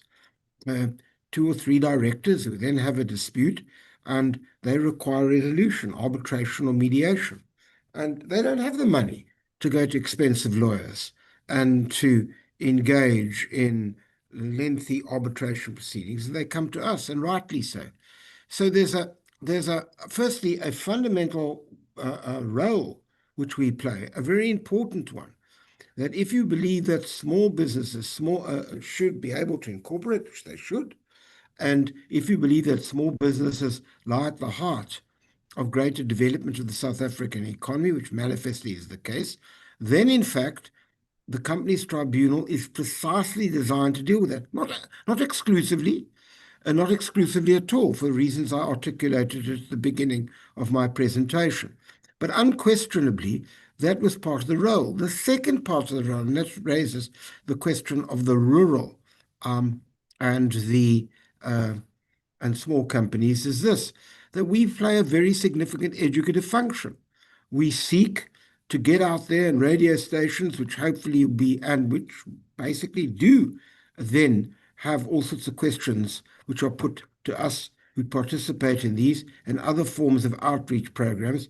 We make a big effort to educate people who otherwise would not have accessible information about the consequences of, in fact, incorporation. And to put it bluntly, once you actually, and this is a fundamental principle of company law, that once you actually get the protection of the Companies Act, whether it be by limited liability or any of the other protections inherent in the Act, this is a public power. And the state, therefore, has an interest in this. And the state most certainly has an interest in ensuring that anyone who seeks the benefits of the Companies Act, particularly small businesses, particularly those in rural areas who may well have incorporated, they should be supplied both with mechanisms for dispute resolution and for education. And it's a significant part of our role, is in fact to reach out continuously. All sorts of seminars, programs, etc., are conducted through the tribunal precisely for that purpose. So what I wanted to emphasize, Chair, is that we do see our role, not just as trying to puff up numbers through small businesses, but in effect, if you follow what we do, to a large degree, much of our focus at the moment affects small and medium-sized businesses. Yes, as I indicated, I think it's proper that all forms of arbitration and mediation, because it's a public power, because companies, whether small or large, benefit from a statutory regime introduced by the state to protect them, there should be, in the same way as there's a competition tribunal, there should be, and that was the design of Companies Tribunal. But that is not to in any way take away the crucial focus that we have adopted in relation to the promotion of small and medium-sized business, hence the emphasis on development, which we'll put up on the first slides. But That's the general principial basis. In terms of the performance and the figures, I turn it over to the COO. Thank you, Chair. Yes, with regard to the questions that were asked on the how many applications received and whether do we have a backlog, on average, we have received per quarter, and maybe the question will be much clearer if we send it in writing, but just as a summary in this meeting, quarter one, we received 104, quarter two, 97, quarter three, 113. And on average, we have 65% of those cases. These are new cases. All of them were resolved in terms of as we reported to say 100% on ADR and 98% on unopposed and 100% on unopposed. So those are just to sum up the cases that we have received, and what is the turnaround time to finalize them. So in terms of the backlogs, we don't have a backlog because we can only have a backlog when the case is ripe, it's ready to be adjudicated, but we don't have that capacity. All the cases that we have received that are ripe, they are adjudicated, and it also depends on the complexity of the cases. We do have those cases that are straightforward. For example, some will be the name reservation, some will be the AGM extension. Those are very straightforward cases that in 2 weeks time, a decision is issued. However, there are those that are complex, but how we measure ourselves is based on what we have presented on those working days to say if it's opposed, our maximum is 30 working days. So that's just the average turnaround times. And the other question was the purpose of the outreach, and I think the chairperson alluded to that. And the type of disputes that we receive as the company's tribunal, most of our disputes comes from the name disputes. So that's where we get a lot of cases. And yeah, the others are the AGM extension, the directorship disputes, but the name disputes is always the top one. And there was a question about the cost, and I think from the chairperson's response, it has covered that our services are for free. So because we want to enable even the small business to be able to access our services. So at this point, there is no cost to the parties to come to us. So our services are offered for free. And the other question was with regard to the amendments to the Act to say what is it that we want when we talk about the limited mandate. Currently, we have proposed in terms of, I think I'll just go to the just one specific one. For example, only the companies with 2 directors can currently approach the tribunal.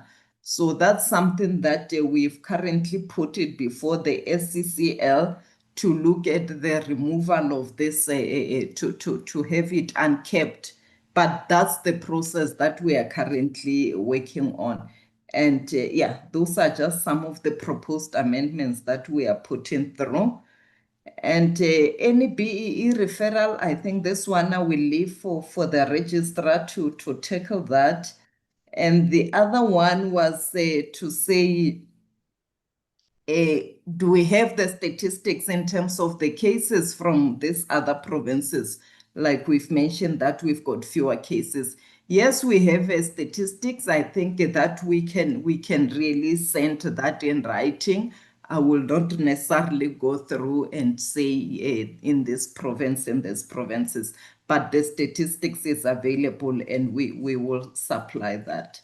And in terms of the frequency, like the chair already mentioned, we also use the radio, the local radio, where we can, you know, people in the rural areas can access that. We do have the outreach with the municipalities. We do go to academic institution. So in terms of how often, as per our APP, we've got this in terms of measuring ourselves quarterly, and we do alternate in terms of going to various provinces. There was a question about are these members able to do their work? Yes, the members are fully qualified. They are part-time, and obviously there might be some issues with in terms of focusing full-time on the tribunals, but from our performance, it's clearer to say we have since overcome that because that was only in Q1, but going forward, we don't really have an issue. But if anything can happen, we do have the performance management system, and the chair is the one that everything will escalate to him. I think those are the questions that were raised. I will just ask the registrar to respond on the issue of the BEE referral. Thank you.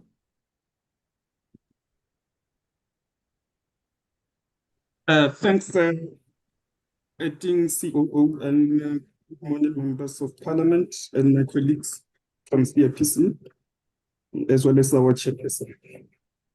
Regarding the BEE's Acting COO, we have been dealing with referrals from BEE for as long as the matter doesn't have fronting. Sorry, I don't know if you're able to hear me on your side. Yes, proceed. Yes. Can you hear me? We can hear you clearly. Okay, thank you. Yes, I was saying we have been dealing with referrals from CIPC for so many years, but it was not legislated. So, but we can only deal with it upon assessment by the investigators at the commission.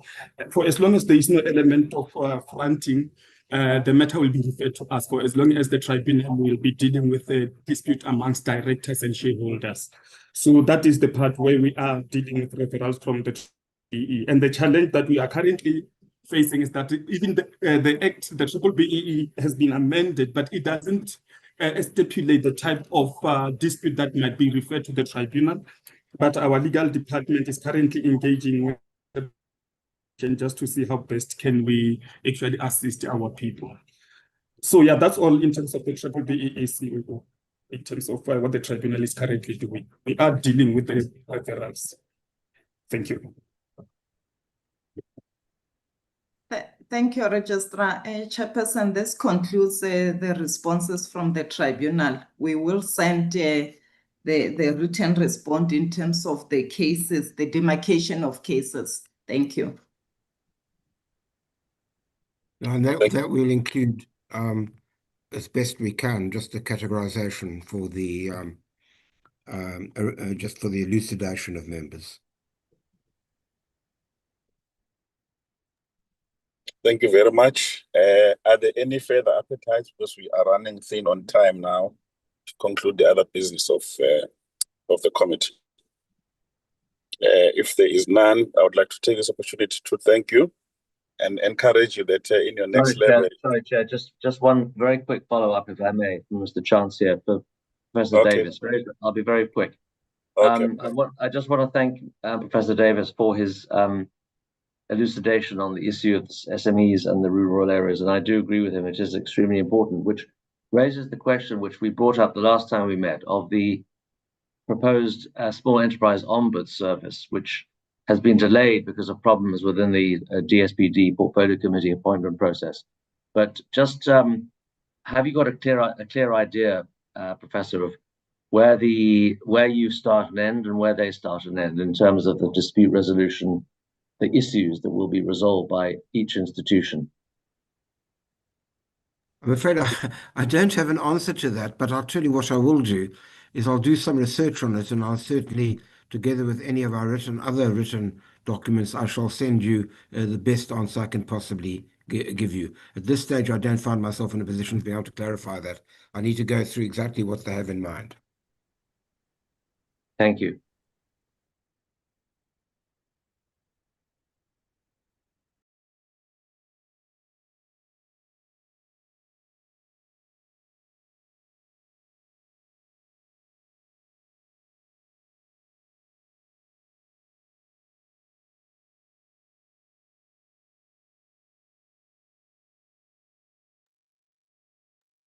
The chair.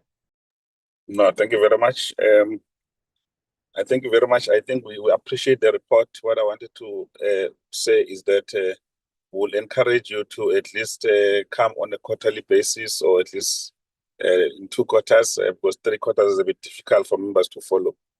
And we're happy that you have finally come to the 7th Parliament to fully account on the responsibility. And the members have expressed themselves that they are quite happy with the progress, and we're looking forward to your written response. Thank you very much. You are free to leave the platform, and then members, if you can remain for the next 10 minutes so that we can just finish the business of the committee. Thank you very much. The meeting is adjourned.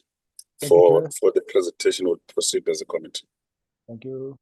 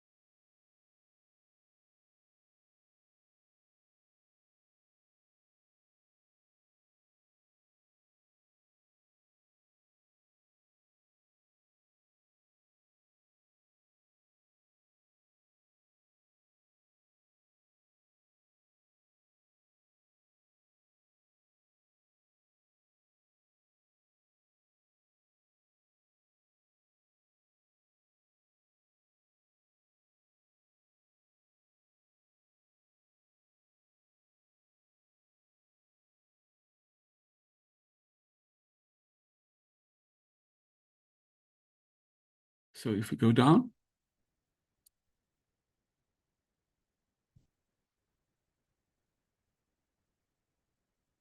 engagement is also captured there, but also part of the report that's before the committee at the moment, Chair.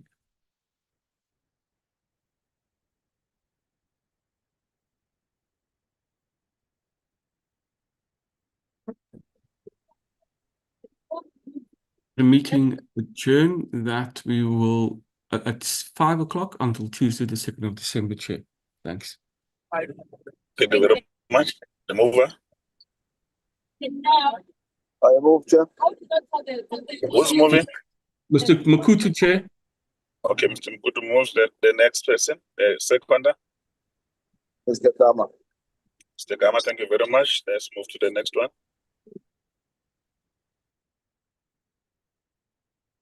The 2nd of December, Chair, we had to elect the acting chair in the interim, but we were looking at the interviews for the position of chair. And for the first part of the meeting, Dr. Kigaba acted as acting chair until your arrival, Chair.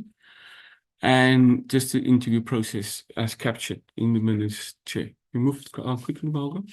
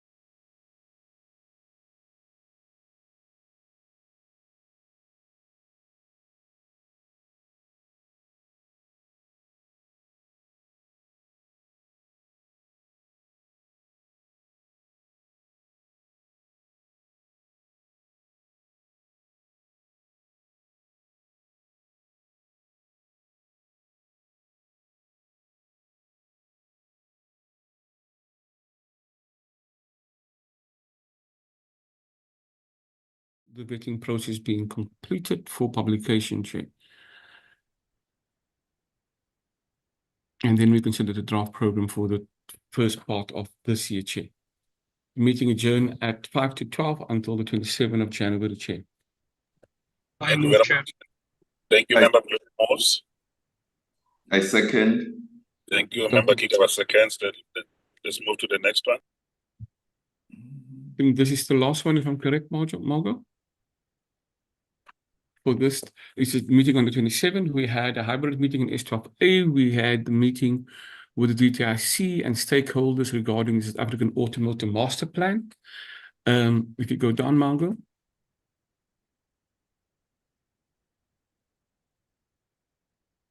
We had members present from the ANC, full delegation of the DA. Go down, Margo.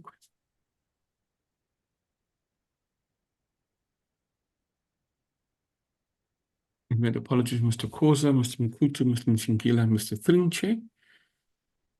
And we received presentations from department as well as stakeholders. And those present inputs are captured in point 2 by DTIC's input on the implementation of this African Automotive Master Plan led by the Deputy Minister, Kurt Limpy. Go down, Margo. Can we get the mover? Seconder. I move, Chair. Thank you, Member. Member Muscati, second. Thank you very much. Member, sorry, Webster. Thank you very much. Thank you very much. This is the last set of minutes that we have, right? We have more, but we can, if you want to continue, we can continue, Chair. If you, but this is No, what we don't have right. time. We don't have time. Yeah. In the next meeting, let's also allocate another 20 minutes just to make sure that we're up to date. We'll do that, sir. No problem. Thank you very much, members. The meeting is officially adjourned. We really appreciate your participation. We'll see you in the next time. I think we have a meeting that is scheduled to finalize the report on the IVT. I think tomorrow on the virtual platform, and the members will be informed. The report is being cleaned, and then it will be sent to you today, so that you can finalize. Thank you very much. The meeting is officially adjourned.